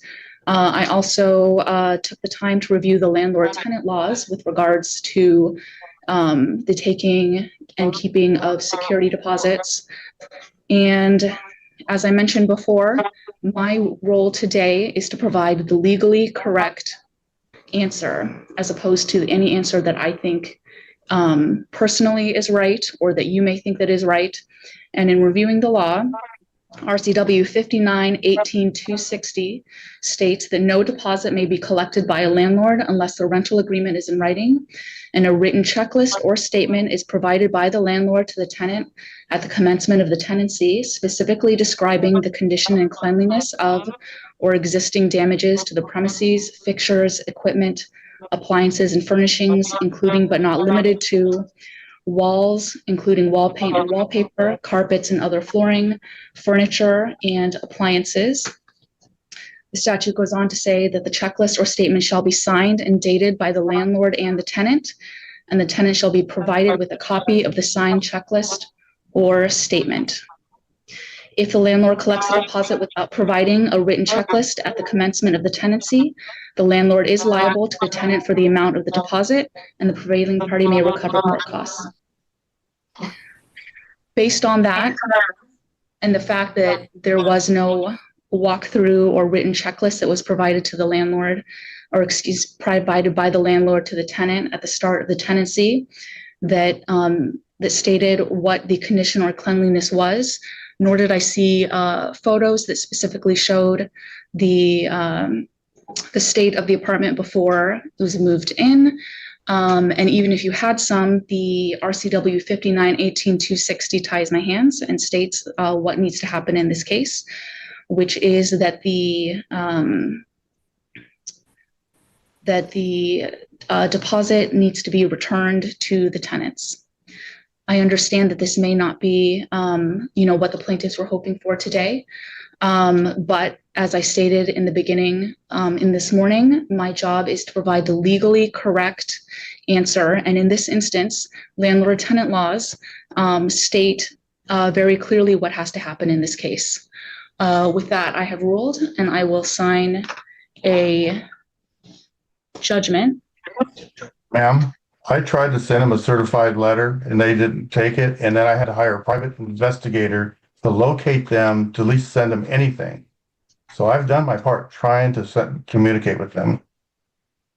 I completely understand your frustration with the service. And in this instance, you are not the prevailing party in this instance. I do strongly, suggest, I can't give you legal advice, but maybe take a look at Chapter 59-18 RCW with regards to how to protect yourselves as landlords. Unfortunately, like I said, I have to give the legally correct answer, which in this instance, I believe this is the legally correct answer. In this instance, what I will be ordering is the return of the deposit, but I will not be ordering any court costs. It appears that the deposit was $1,600. What this judgment is going to state is the claim has been dismissed. And let's see. Plaintiffs should return deposit of $1,600 to defendants within 30 days. Pursuant to RCW 59-18-260. Dated January 2nd, 2026. Okay. And that resolves case 39199. You are free to go. I understand the next matter that's ready for trial is case 39309 between Kelly Ruley as the plaintiff and Michael Davis as the defendant.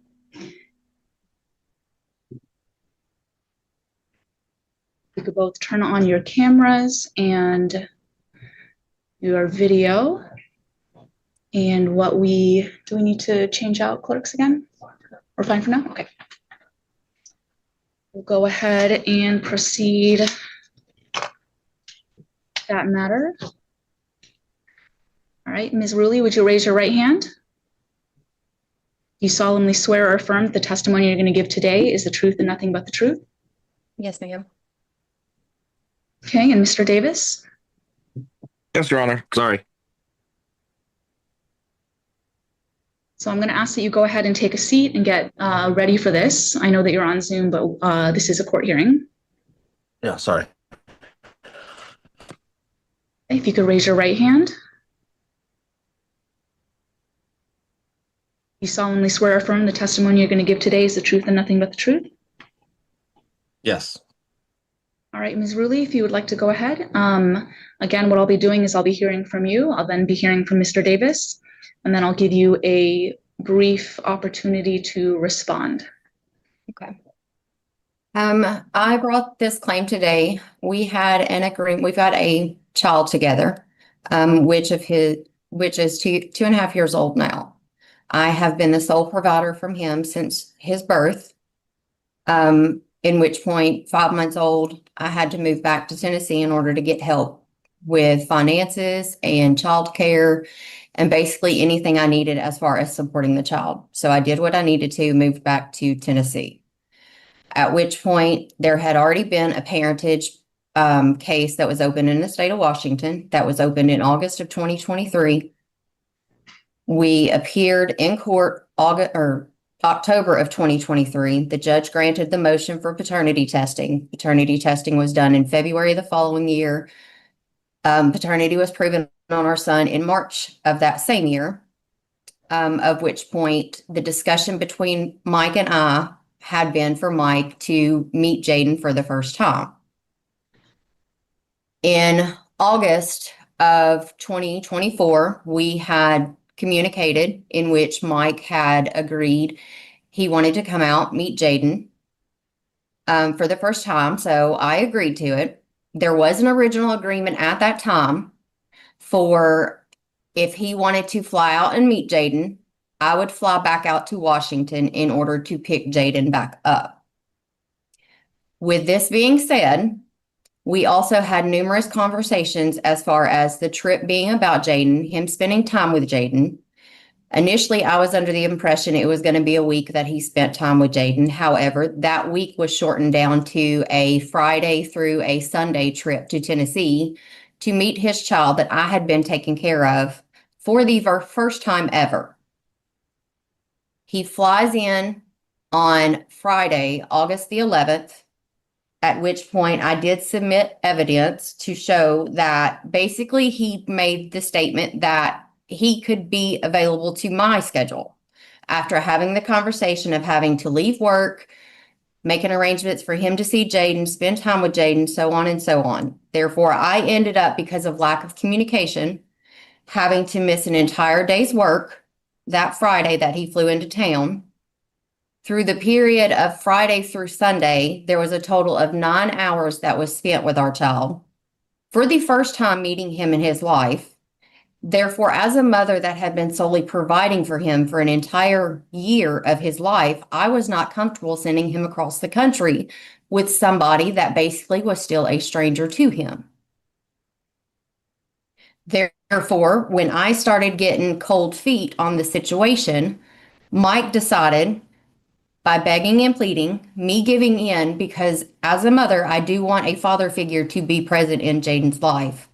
I agreed with evidence that yet I've supported that if he were to fly Jaden back to Tennessee, that I would agree to it. Therefore, I did agree to it because he showed me proof of the plane tickets, that he had intent to return to Tennessee on the date we had discussed, just to get a text message while I'm at work on Wednesday the following week saying that if I wanted to come get if I wanted Jaden back, I had to come get Jaden from the state of Washington. With that being said, of a mother that has taken sole care of that child for an entire year of his life, I did what I felt any mother would do. I dropped everything to fly across the country to get my child to make sure he was safely returned to me, because I still had not had any civil conversations at which point that benefited either me or Mike as far as his involvement with Jaden. So all the expenses that trip cost me was from the equity from my previous divorce. And I retained a lawyer while in the state of Tennessee because we did not have a parenting plan in place to say who had custody of Jaden and who did not.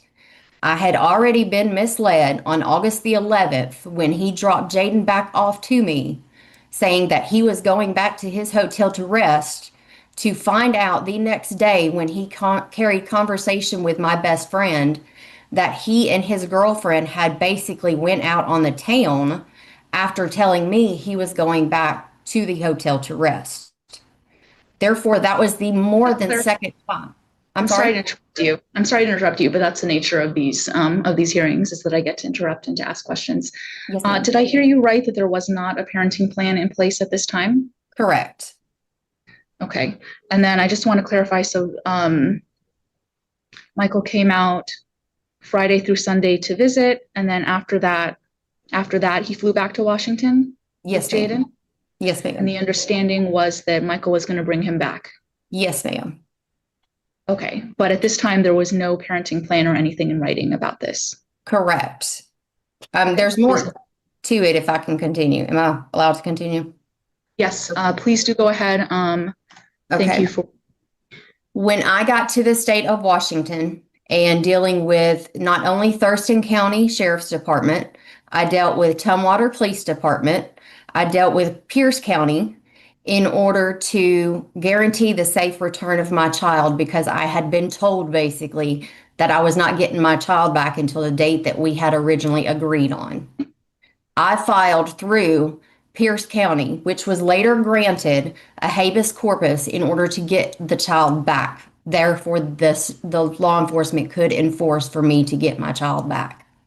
I also, at that time, filed a parenting plan with Pierce County at that time, therefore, to get the process started of the parenting plan, because I was not aware the way the parentage case read was it basically was just acknowledging both of us as the parents. It did not say who had custody and who had not.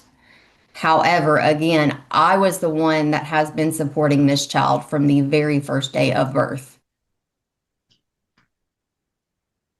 So at which point I jumped through hoops while in the state of Washington in order to guarantee that I did get my son back in a safe manner, back safely with me, because I had already been misled by Michael.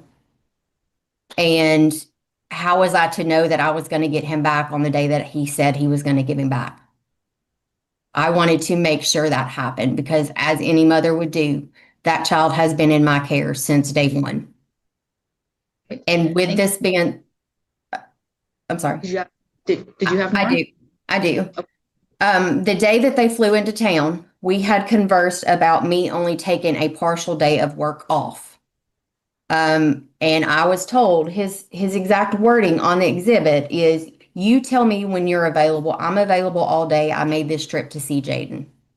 That's his exact wording on the message. Therefore, I was trying to be available. I ended up missing the entire day of work because of the lack of communication for that Friday. Not to mention, when I got the text message to tell me if I wanted Jaden, I could come get Jaden. That was also my last day of employment, because while I was out of town fighting to get my child back, I get a text message from the employer that I was working with at the time that said, due to my current situation, they were ending my assignment at work. So I lost my job on that too, to make sure basically that I got my child back, our child back.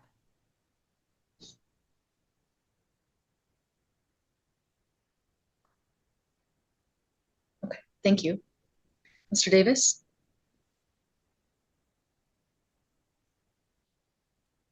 Yes. So, yeah, what she's not telling you is that, and she briefly went over it, was that, and she actually didn't tell you that there was a previous trip that was supposed to be planned for me to come down and see him and be there for his birthday, where plans were in place. No tickets were bought, thank God. But she decided that at that point in time, she didn't like me, so she didn't want me to come. There was multiple conversations prior to us arriving in Tennessee for this trip. Multiple conversations about her picking him up from the airport, me going down to see him. There was no set times where we said, I'll have Jaden from this time to this time, and from this time to this time. There was nothing like that was said. When I did land, I told her, I said, hey, I'm here. It was like 5 o'clock in the morning. I was like, I'm here. Whenever you have time. I don't remember my exact words, but I made her sure to know that I was available. She and then returned back and said, and I don't know if she put that text message in there, but she did tell me that she didn't like the way that I was talking to her and that I would not see my son for the entire trip at that time. So at that point in time, I knew it was going to be a fight with Kelly because she sometimes likes to have control that she thinks. So yes, that first day I met my son for the first time. We had a great time. We did go back to the hotel. And honestly, what I do on my free time when I'm not with my son should be of no concern to her at all. Whether I tell her I'm going back to my hotel to rest or I'm going back to my hotel to do whatever. If I'm not with my son, and when I'm with my son that he's taken care of, which there's never been a complaint that he hasn't, it's really none of our business what I do with my free time. Whether I wanted to go out and see downtown Nashville because I had never been to Nashville before in my life, or if I wanted to go sit in the hotel pool. But she made it about her, and that I was I guess when I was supposed to come to Tennessee, it was just supposed to be in my hotel waiting to be available to her or whatnot. The original plan did not get changed until Sunday when she brought that up, saying, "Oh well, you didn't want to spend any time with the child. You went out to downtown Nashville and partied it up," which was not even close to the truth. Yeah, and the whole time that we had Jaden, she would like to state that she was tracking me, but she was not tracking me at that time because when we got back to the hotel Sunday night, getting ready to leave. To go ahead and so the crux of this matter has to do with whether there's any money owed to Ms. Ruley for her expenses to fly out to Washington. So maybe if you could go. I understand that you're upset by some of the things that she said, but those aren't things that necessarily come into my there was judgment. never an agreement to pay for anything. There's never, I mean, we're getting to that point. So yeah, she then at the very last minute said, "Oh, well, you have to buy a ticket back, this, that, and the other thing." And I had bought the ticket and fully intended to do that. Then, like I said, there was no parenting plan in place. So then, as we get back to the hotel that night, she is tracking us. She had put trackers in Jaden's car seat that we had to, dig for and find. She also put trackers in his bag. So when we get back to Washington, I tried to file cases against her for that because it's illegal tracking, but the judges it was a pain in the butt and never happened. So at that point in time, I told her, I said, you're gonna have to fly back out here. Changed it just like she had changed it from the original agreement. And then she ends up showing up at my house. I understand, right, that you changed it. Did you change it because of the trackers? Yeah. And after speaking to attorneys and stuff like that, there was no parenting plan in place. So whoever had possession, I hate to say it like that, but whoever had possession of the child had possession of the child. So then she ended up, I guess, flying out here, like I said, because she showed up. The cops came. The cops told her the same thing that they told me, is that there's no parenting plan in place, so there's nothing that they could enforce. Whoever had the child had the child, and I had the child at the time. I had all intentions of giving Jaden back to Kelly at the time that we had stated. I actually returned him a day early because she had her attorney call me, and he was begging and pleading that I'd return Jaden for a birthday party that wasn't even on the agreement. So she changed the agreement again and wanted him back a day early than what was supposed to be happening. You know, yeah, I never agreed to pay $9,000 to come to Washington because you decided that you wanted to not hold up your end of the agreement, because she just said that she didn't have any money, that she was broke, yet she had money from a previous divorce that she could fly back out to Washington. So, I mean, she lied to me initially when she said that she didn't have any money to deal with Jaden.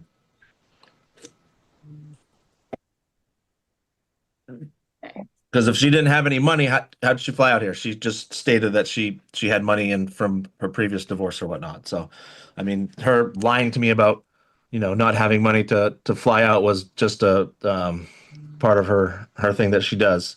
I mean, she's taken me to court plenty of times. So.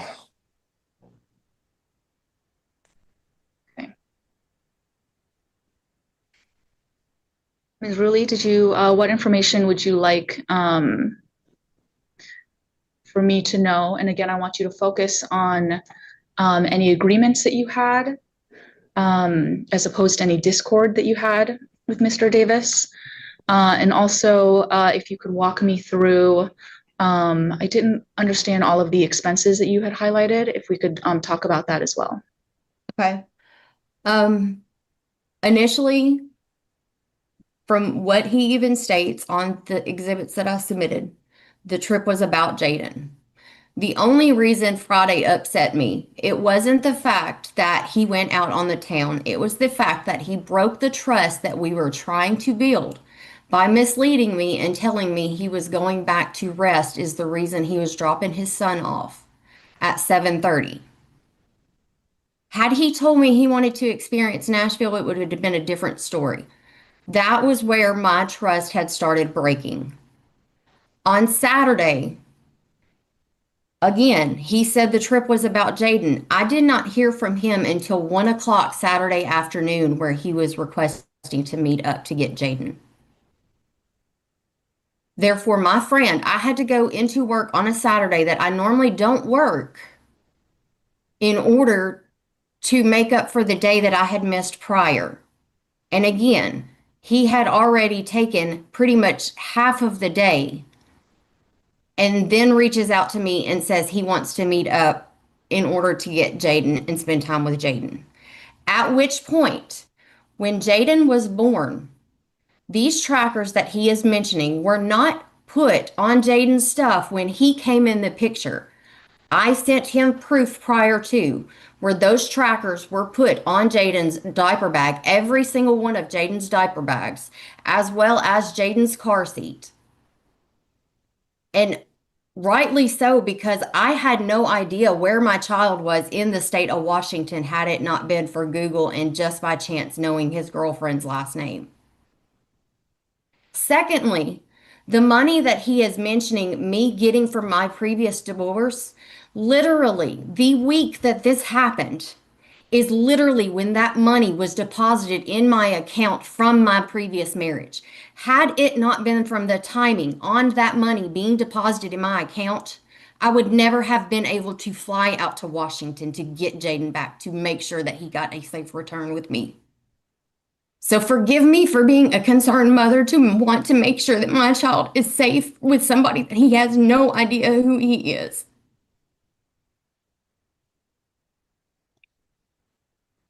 Thank you. What I'd like to do is understand some of these charges.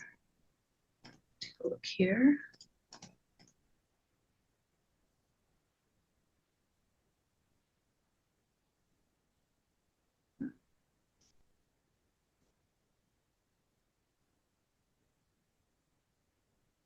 I'll go ahead and let you both know that my intent today is to take this matter under advisement. And essentially, I need to take a little bit more time to do some legal research into the nature of the claims and what might be a just and equitable and legally correct answer in this matter. And in order to do that, I do need to put a little bit more information on the record. And I had some questions about, there's the highlights that are in the exhibit, I believe it's exhibit F. So on page 4, for August 16th, there is a Fairbridge Inn charge for $307. What was that? That was when I first came into Washington. So I ended up having to stay in 2 different hotels because my funds were starting to deplete at that point. I couldn't afford to stay at Fairbridge anymore, so I ended up getting a room to finish out the stay until I found out on Jaden at the Comfort Inn, which is later on charges that was also highlighted in there. And how many days were you in Washington? I was in Washington from August 15th through, I believe it was the 24th. It was either the 23rd or the 24th. It might have been the 23rd. And during this time, were you unable to find Jaden? Is that why I knew where he was. The law enforcement I didn't find out where he was until a few days into my stay. And that's only because law enforcement at that point, we had already spoke and we were able to find out the address that he was at that point staying at. Because the only address I had on file was his previous address, which was an apartment in Tenino. Were you not in contact with Mr. Davis at this point? Well, I was the day after. So I landed in Washington that Thursday. He sent me the text message, but I was not in contact with Mike until the following day because I didn't know his location and I was scared if he found out that I was coming to Washington that he would flee with my son again and I would not get him. So you didn't tell him where you were, or you didn't tell him that you were in Washington? I never responded. After he sent me the text message saying if I wanted to come get Jaden, if I wanted Jaden back, I had to come get Jaden. I never responded back from him until the following day, at which point the law enforcement had already stepped in because I had already contacted them and met up with them. So you didn't let him know that you were in Washington and that you wanted Jaden back, like he said? No, I did not. Because like I said, I was fearful that he was going to take off with my son again.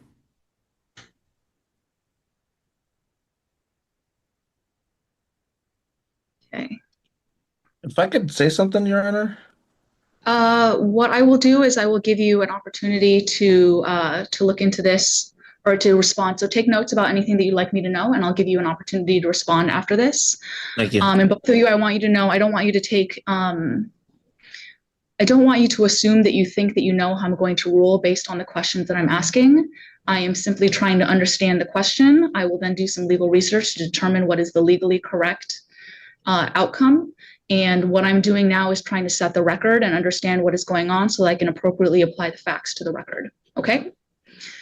And part of that is I need to look at some of these expenses.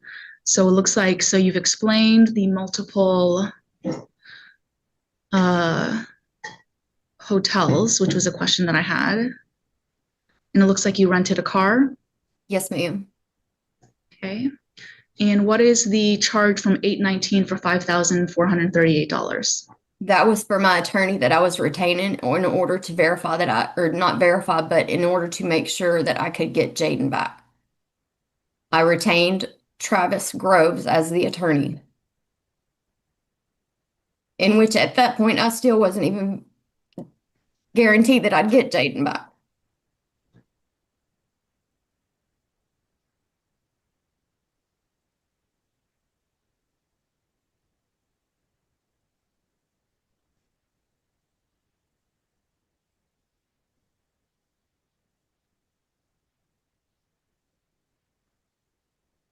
What is the charge at the Pierce County Library? That is where I was printing off the paperwork in order to file the parenting plan, which I did that day.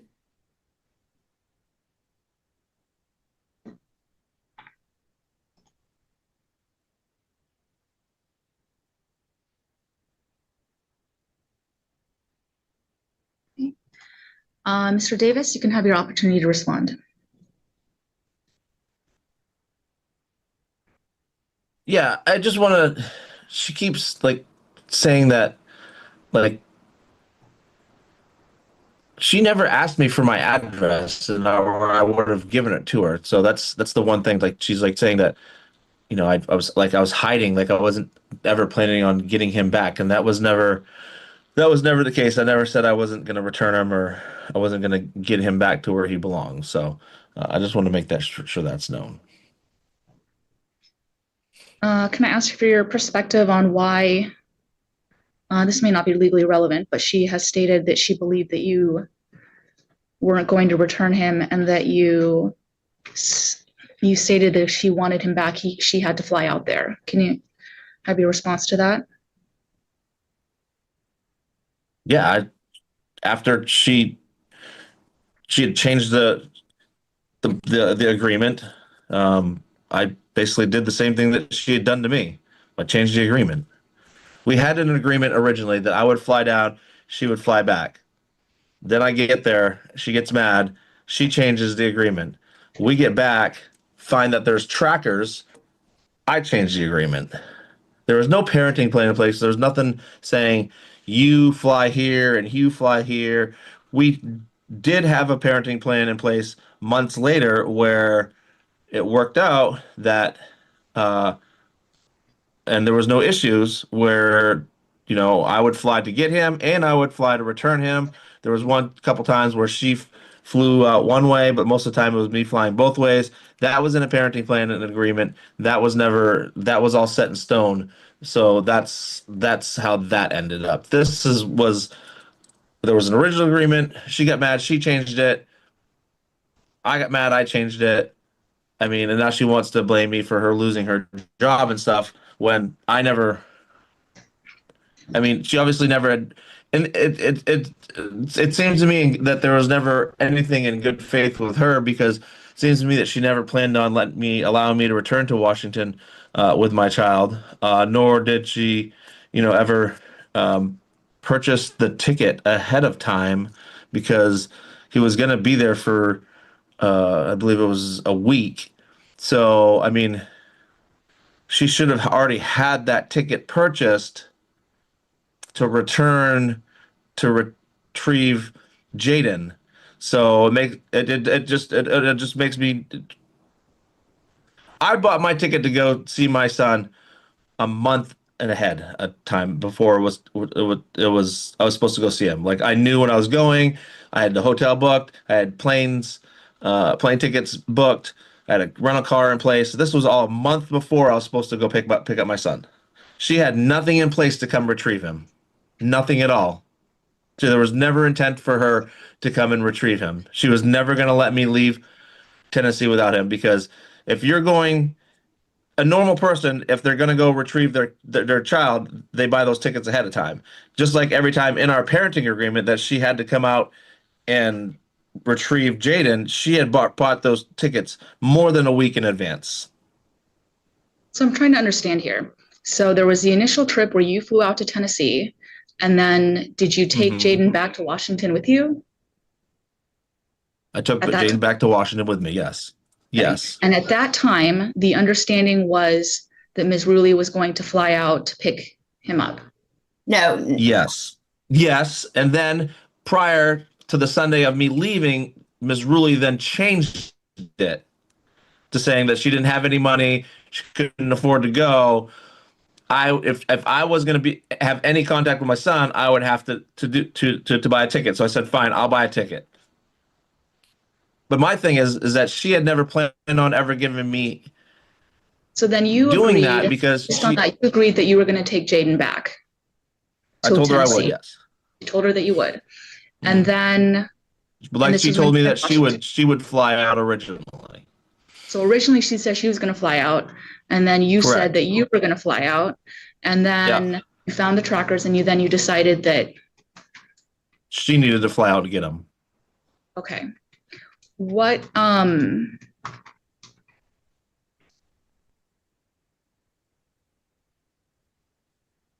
Okay. I think I understand. This is what I'm going to do. I mentioned I was going to take this matter under advisement. What I'm going to do is I'm just going to take a brief 5 to 10 minute recess, think through what you've told me, do a little legal research, and then I will return to the bench and I will be either delivering my judgment or I will take this matter under advisement for longer to ensure that I can provide the legally correct result. Okay. Is there a chance I can say one more thing prior to you going into break? Yes, you may. So when the agreement changed strictly because I was concerned for Jaden to be in the presence of a stranger, basically. When he agreed, if I was never going to let Jaden go, I would have never let Jaden go that day that he flew back to Washington. I had spoke to the courts here in Tennessee. I had spoke to local law enforcement. Multiple law enforcement agencies were telling me they advised against it. But being a mother wanting to have my child's father involved in his life, I still allowed it to happen. And there is the agreement, even if I don't know of any mother that would honestly let their child go with a complete stranger, not just to the bordering state, but across the country. And prior to that, as far as the addresses go, I never asked for his address and I never pushed for his address because I never even had any idea he had moved. All he had ever given me for any type of communication was a P.O. box. That was it. So therefore, I was not comfortable with my son across the country, not knowing where he was at or how to get in contact with him, with me being at that time the only one that was providing insurance for him if something were to have happened to him.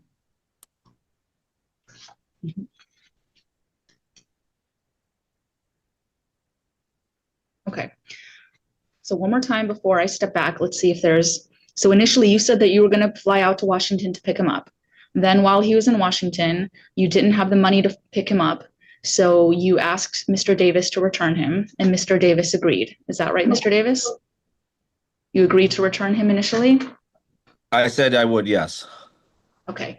And then you changed your mind and then you said that you wouldn't. Okay. Just want to make sure I understand the after finding trackers. Okay. Anything else from either of you before I step off?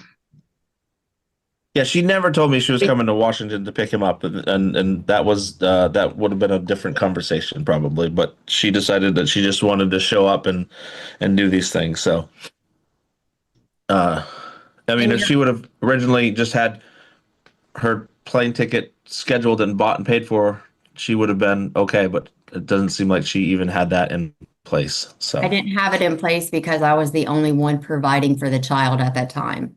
I did not have the funds. So you were going to buy it. You're going to buy it the week that I had him. Not to be having an argument on the record. The purpose of this is for me to understand what happened in this case, not for either of you to be arguing with one another. So with that, I will take a brief recess and I will return to the bench. So the primary question that I wanted to ask and to determine was whether small claims is the appropriate forum for this, given that this is really a parenting plan, family law issue. One of the things that has decided this for me is the fact that there was no parenting plan in place at this time that I would hope would otherwise include information about transport for the child, times for visitation, who will do the pickup and drop off, things like that should be ironed out in parenting plans. In this matter, because there was no parenting plan, it appears to me that, if anything, this is a contract issue. Contracts can be in writing and they can also be verbal. In law school in the very first year, one of the things that we learn about is what constitutes a contract. Contract involves an offer and acceptance and consideration. And the primary thing that they instill in us is to ensure that there is a meeting of the minds between the parties. Without a meeting of the minds between the parties, there can be no contract. I heard quite a bit from both of you about what happened in this case with regards to initial agreements, changing the agreements, going back to the other agreements, going back here and there. And it seems to me that there is quite a bit of strife between the two of you with regards to your child. And I think that both of you certainly have reasons for feeling that way. It is very emotional to be a parent and to care for the safety of your child. That is one of the things that is of the utmost importance. It appears to me that there was no formalized agreement with this. And due to that, there is no basis in small claims to enter a judgment in favor of the plaintiff. Now, Ms. Rulli, I do absolutely understand why you took the actions that you took. You were acting for the safety of your child. It appears that there was certainly some disagreement between the two of you with regards to what would happen. And it appears that perhaps with both of you, there may have been some sort of gamesmanship between the two of you in terms of what could have happened, should have happened, and blame going back and forth. I hope that you both listened carefully to the speech that I gave in the beginning when I said that I cannot make an agreement based on what I think is right, what I think is fair, or what I think is morally correct or right. If I were allowed to do that, I can't say that I would make a different agreement, but those opportunities are foreclosed to me. I can only make what is the legally correct decision in this case. And in this instance, I can't make a decision about who acted rightly or wrongly. I can only make a decision based on what's legally correct. And it seems to me there was no meeting of the minds between what was supposed to happen. And Ms. Rulli, it is your burden to meet this by a preponderance of the evidence, and I'm unable to find that you did. And that is my judgment. I will continue to take care of our son by myself. Thank you. Thank you. I do hope that there is hope for what can go forward, which is to ensure that there is a parenting plan between the two There of you. is, and I've got full custody, and the state of Washington's really failing me, but I appreciate you wasting your time. Thank you. Thank you, Your Honor. You have a great day. You are both free to go. With that, I believe we're going to what I think is the final trial for today, which is, I'm guessing it is 39406, Fernando Garcia versus Simply Home Realty. Here, Your Honor. And it appears we have Mr. Garcia. You can raise your right hand. Do you solemnly swear or affirm that the testimony you're going to give today is the truth and nothing but the truth? I swear. And on behalf of Simply Home Realty, we have Ms. Allison, and I can't read my own writing, Olson? Yes. Okay. And it appears there's someone else on the line for Simply Home Realty. Mm-hmm. Okay. Is that Mr. Eugene Kian? Kian. Yes, Kian? Your Honor, Eugene Kian. Okay. Will you both be presenting testimony? We would love to. Okay. If we both can speak. Okay, raise your right hands. Do you solemnly swear or affirm the testimony you give today is the truth and nothing but the truth? Do. I do. Okay. All right, Mr. Garcia, I'm going to give you some time to present your case, and then I will give the defendants a chance to speak, and then I'll give you a chance to rebuttal. And as you have probably observed, I do ask questions, and I do allow additional time to make sure that everyone feels that they are heard. So with that, however, we do have, I believe, only until, is that 12 noon? Yes. Okay, at which point the clerk does need to take a break. So please keep that in mind, and we would need to come back after. Are we able to come back after lunch? No, but Justin is here, so he might get this. Okay. So he's waiting. Okay. Okay, my hope is that we can resolve this relatively quickly. So far, the trials today have been going relatively quickly. Mr. Garcia, please go ahead. Your Honor, this case is about whether the money taken from my security deposit was fair under Washington law. I am not arguing about timing. My issue is that most of the charges were for normal wear and tear and regular turnover cleaning. The landlord charged for things like scuffs on walls, small marks from stickers, pet hair on baseboards, and general cleaning These are normal after someone lives in a home and are part of preparing the next tenant. I received a check for $377, but I never cashed it. I tried to settle this before court, but we cannot come to an agreement. I'm asking the court to decide what deductions, if any, are fair, or and to order the return of the rest of my deposit. Thank you.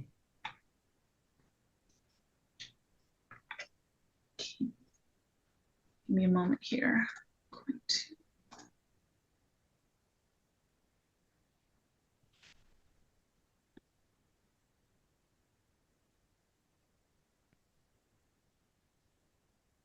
Okay. And who would like to speak for Simply Home?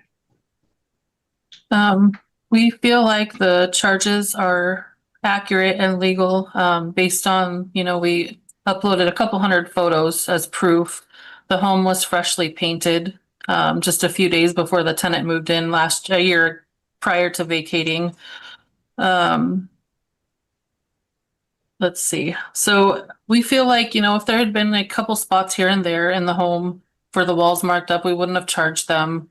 That would be normal wear. It's every room throughout the house. There's a lot of dark areas and scuffs and dirty, and it was just excessive amounts to be calling it normal wear for just being painted a year previous. And am I right that the security deposit was $4,312.50? Yes. Okay. There was the charges for painting, carpet cleaning, landscaping, anything else? Yep, there was repairs, cleaning, landscaping, and the carpet was only the enzyme treatment for the pet, not the actual carpet cleaning.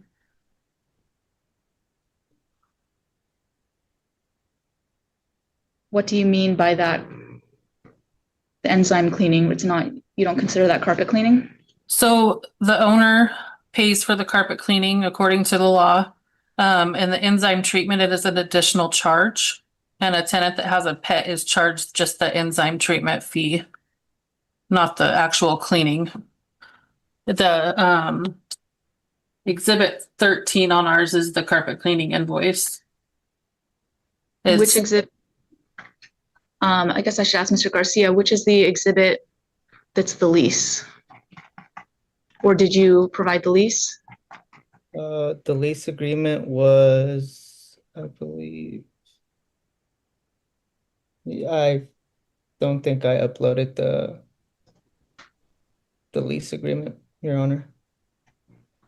Did you include the lease agreement, Ms. Olson? We did. It's the exhibit 1 on the first page. There it is. I did review, to be clear, I did review all of the files for all of my cases today. Okay. But after the exhibit numbers kind of blur together. Oh, sorry. Takes to mean I did not review the. Where in the lease does it say that the enzyme cleaning is to be deducted? Can you point me to that, please? Yeah, just 1 second. I think that's actually going to be in the pet addendum. Sorry, not the lease. We have a separate document for the pets. Okay, so paragraph 4 in the pet addendum for cleaning. Looking for the pet addendum. Oh, Where is the pet addendum? okay. It's not letting me load this beyond the first page. I'm sorry. It's going back to a blank. I see an exhibit A for tenant charges. Exhibit B, move out cleaning checklist. Exhibit C is an insurance addendum. Exhibit D is a smoking policy addendum. So there's an extra uploaded exhibit for the pet addendum. I'm sorry. That's what I was trying to find for you, where it's at on the list. And it's going back to the main blank Pet page. addendum. There it is. Okay. Oh. Can you point to me where in the pet addendum it says, let's see, cleaning? Yeah, So that's the paragraph thing, I 4. don't see it. Apology, what's that? Paragraph 4 is for the cleaning.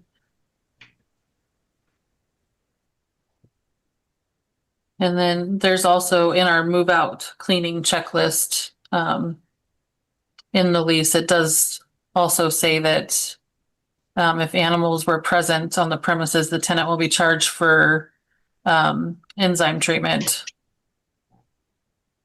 at the time of professional carpet cleaning.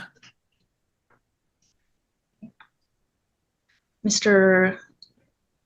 Did you have anything else you wanted to say? Yes, when it comes to the enzyme treatment, enzyme. Oh, I was asking Ms. Olson real quick. Don't worry, I'll get back to you. Yes, Your Honor. Just remember what you wanted to say, and you'll have a chance to enter what's called a rebuttal. Yes, Your Honor. Okay. Anything else from you, Ms. Olson? I don't think so. We're just kind of disappointed in, to see the condition of the home after only being there for a year. I'm sorry, was it Kian or Kian? Kian. Kian, okay. Mr. Kian, anything from you? Well, we tried to discuss it with Mr. Garcia. We scheduled a Zoom meeting with him earlier this week, actually last week. Oh, maybe this week. And we tried to explain and reason with him and address his concerns. We spent more than an hour in the conversation, and we showed him the proof, and we uploaded all the proof to the court files. The claims are outrageous, honestly, because the condition of the house, if you go through the pictures, you will see that it does not qualify as normal wear and tear. We've been doing property management for 10 years. We've seen multiple houses, and after a 1-year stay, that's a pretty bad condition to see. So we just hope that you will see the evidence and you will make the decision based on what you see in the file and based on the documents we have.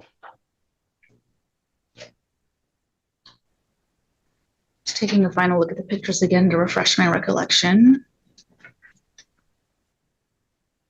Your Honor, and if I may add, it looks like most of the charges and most of the concerns that Mr. Garcia has are related to the painting or condition of the walls in the property. And I just found in our records that the painting was done 3 days. The full painting of the full interior painting was done just 3 days before they moved in a year ago.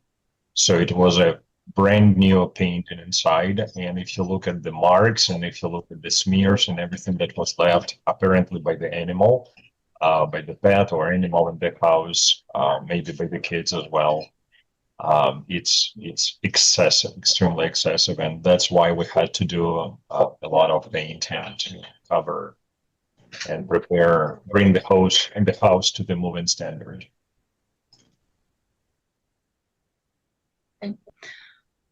Seen the pictures of the walls. I'm looking for pictures of the yard, which I'm trying to remember.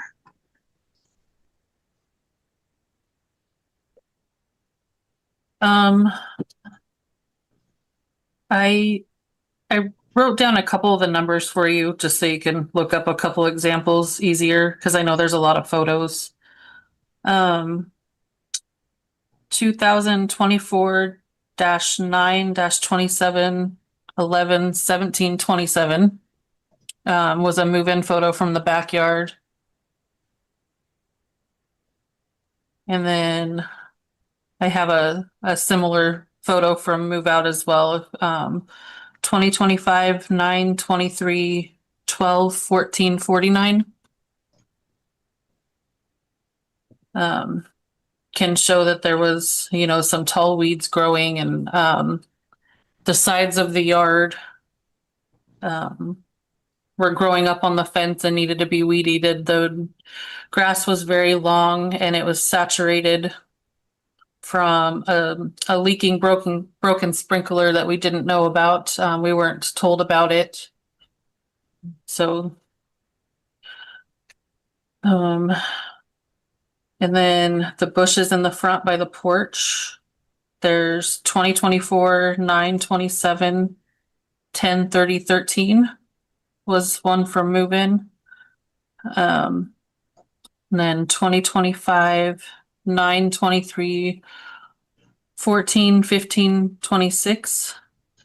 It kind of shows how the bushes are kind of growing around the pillar and stuff. They weren't trimmed back and maintained.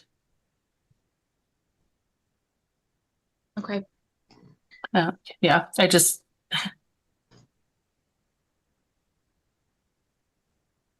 And I just want to take another look at the breakdown of the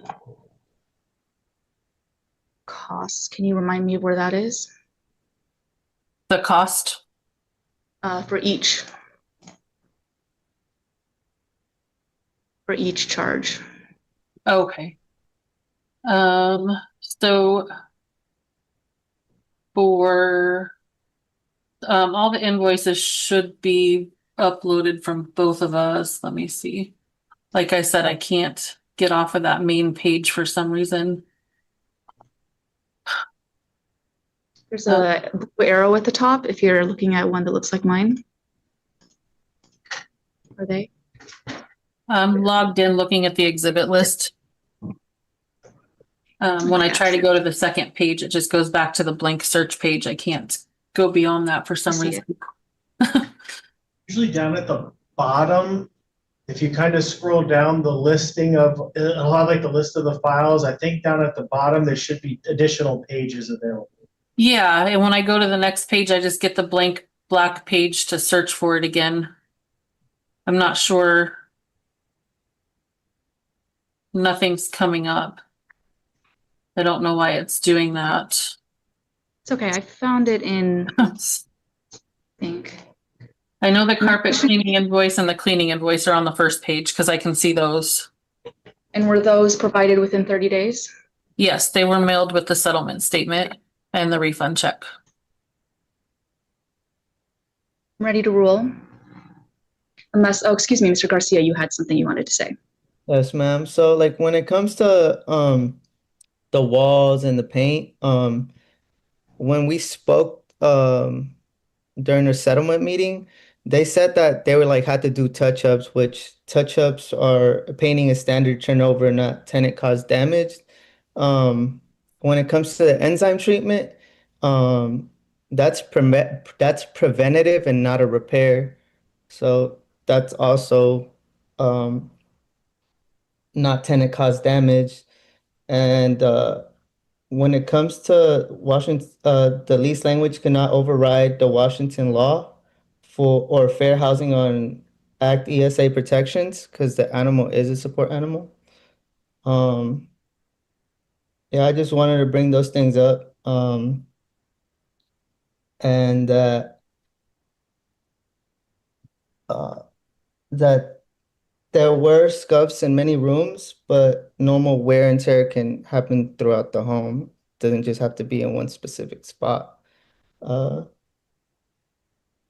And a lot of the in the pictures, there's like you could tell that it's like kind of like wiped. It's from us trying to clean some of the scuffs. And yeah, we tried our best when it came to like cleaning the home, and we spent several days cleaning it before turning over the keys, Your Honor. Look at this pet addendum one more time.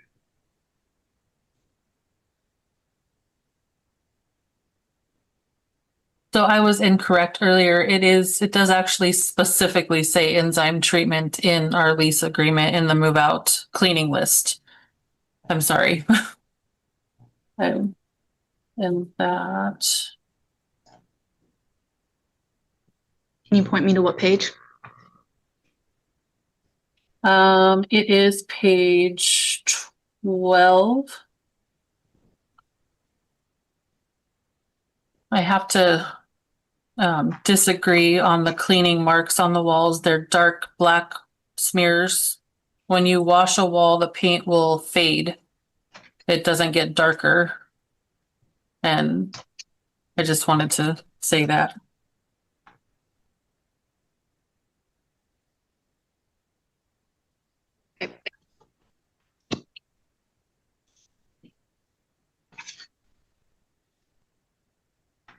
Okay. So when preparing for this case, I did look at the information provided by both parties. I looked at all of the photos. I also reviewed Washington law with regards to landlord-tenant.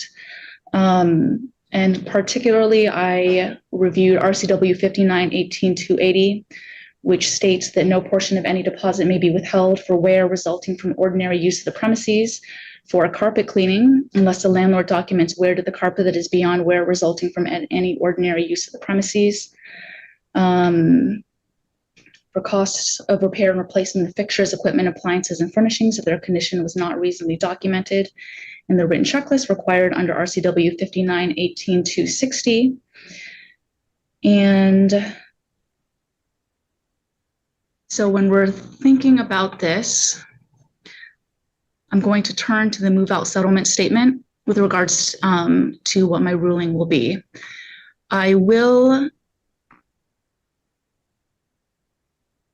While I do believe that there were a lot of scuffs on the wall, in my view, those were still within what I would constitute to be normal wear and tear. I do understand that it was perhaps greater than what you may have seen in the past, but as I did research into what constitutes normal wear and tear, it does not appear that this would go beyond what is normal wear and tear.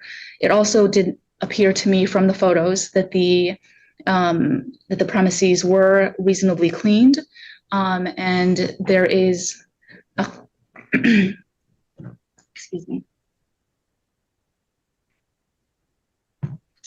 and that the types of cleaning that may have needed to have been done were within normal turnover. When we rent premises out, there is some work that needs to be done between tenants. I also note that under RCW 59, so I will not be ordering,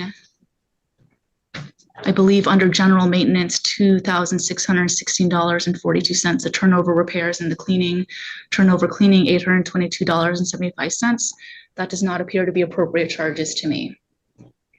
With regards to the carpet cleaning, there is within, you were able to point me to where you were in the lease. It stated that enzyme cleaning would be required of the carpets, but I do note that in RCW 59-18-280, it states that that no portion of the deposit may be withheld for carpet cleaning unless the landlord documents wear to the carpet that is beyond wear resulting from ordinary use of the premises. And it appears to me that within your lease, this is a standard clause that you are including requiring carpet enzyme treatment when there are pets. And it appears to me from my legal research that tenants, although tenants are free to enter into leases that include certain lease terms, the tenants may not sign away their rights.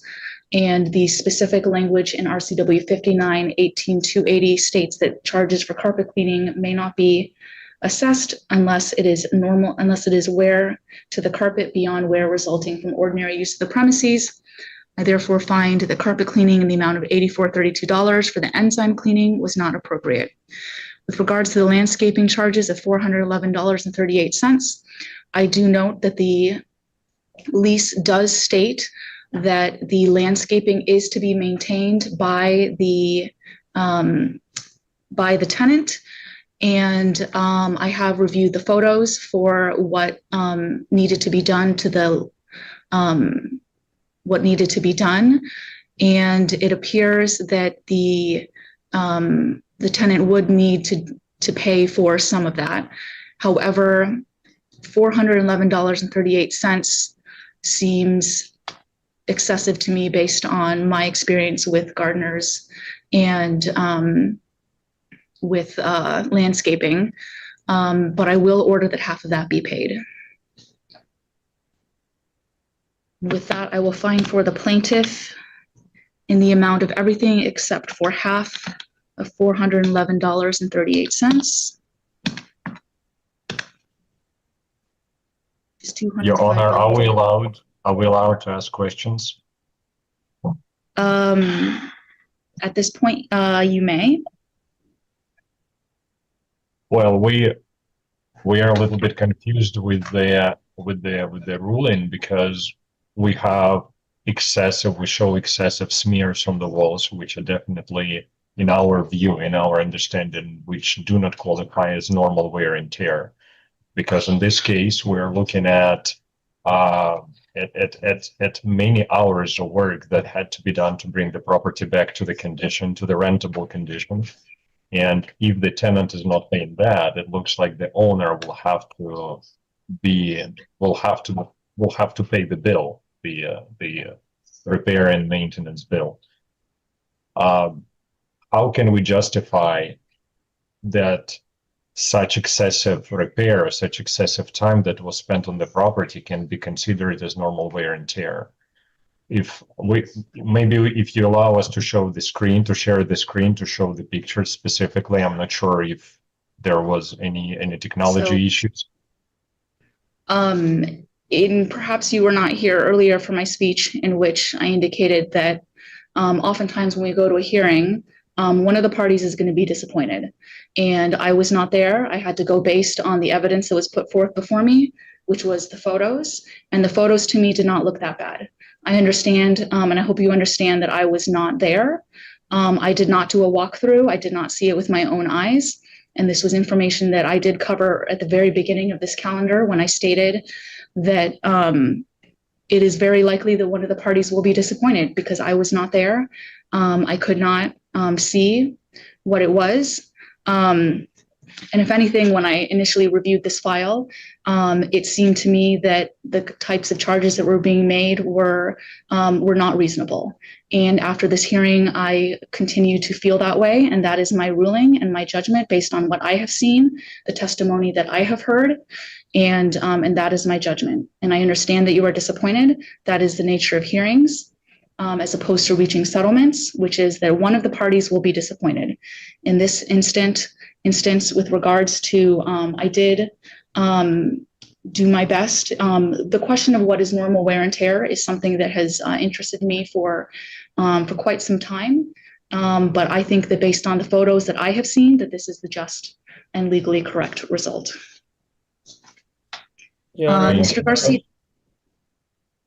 Mr. Garcia, can you remind me of what the total amount was that needed to be returned? So for landscaping, they charged me $411.38, which you said would be a half.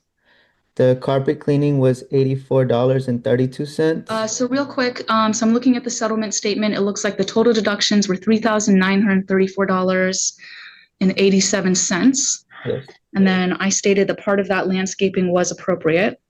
So I'm going to go 3934.87 minus 205.69.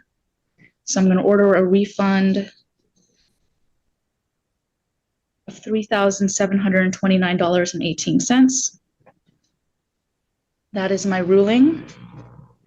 Your Honor, when it comes to the check of the $377, I just throw that away, like rip it up and just. What I would do is I would write void on it and mail it back to the company. Yes, Your Honor. Or wait, let me look at this math here. Because you were refunded, the deductions were $3,934.87.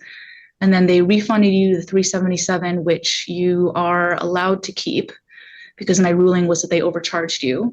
So I take that back. You can cash that check, and they owe you another check in the amount of $3,729.18. Okay.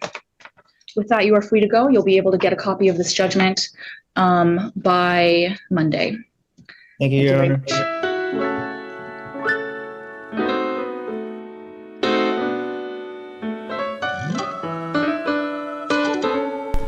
Oh boy. have some upset puppies, ladies and gentlemen. And that is how the cookie crumbled on the first docket of the new year in Thurston County Small Claims Court with a pro tem judge we've never seen before. And man, I'm with all you guys. I hope they bring her back. That judge, all things being said, she is a breath of fresh air. No nonsense, straightforward, to the point. I really appreciate it. Ladies and gentlemen, thank you so very much for hanging out with me today. The puppies are really excited to say have a great Saturday and a great rest of your weekend. Nina, thank you so very much for your support today. And I just want to say, I hope everyone is having a great new year. We have a big week to come. And ladies and gentlemen, it's going to be a good one. So tune in every single night of the week.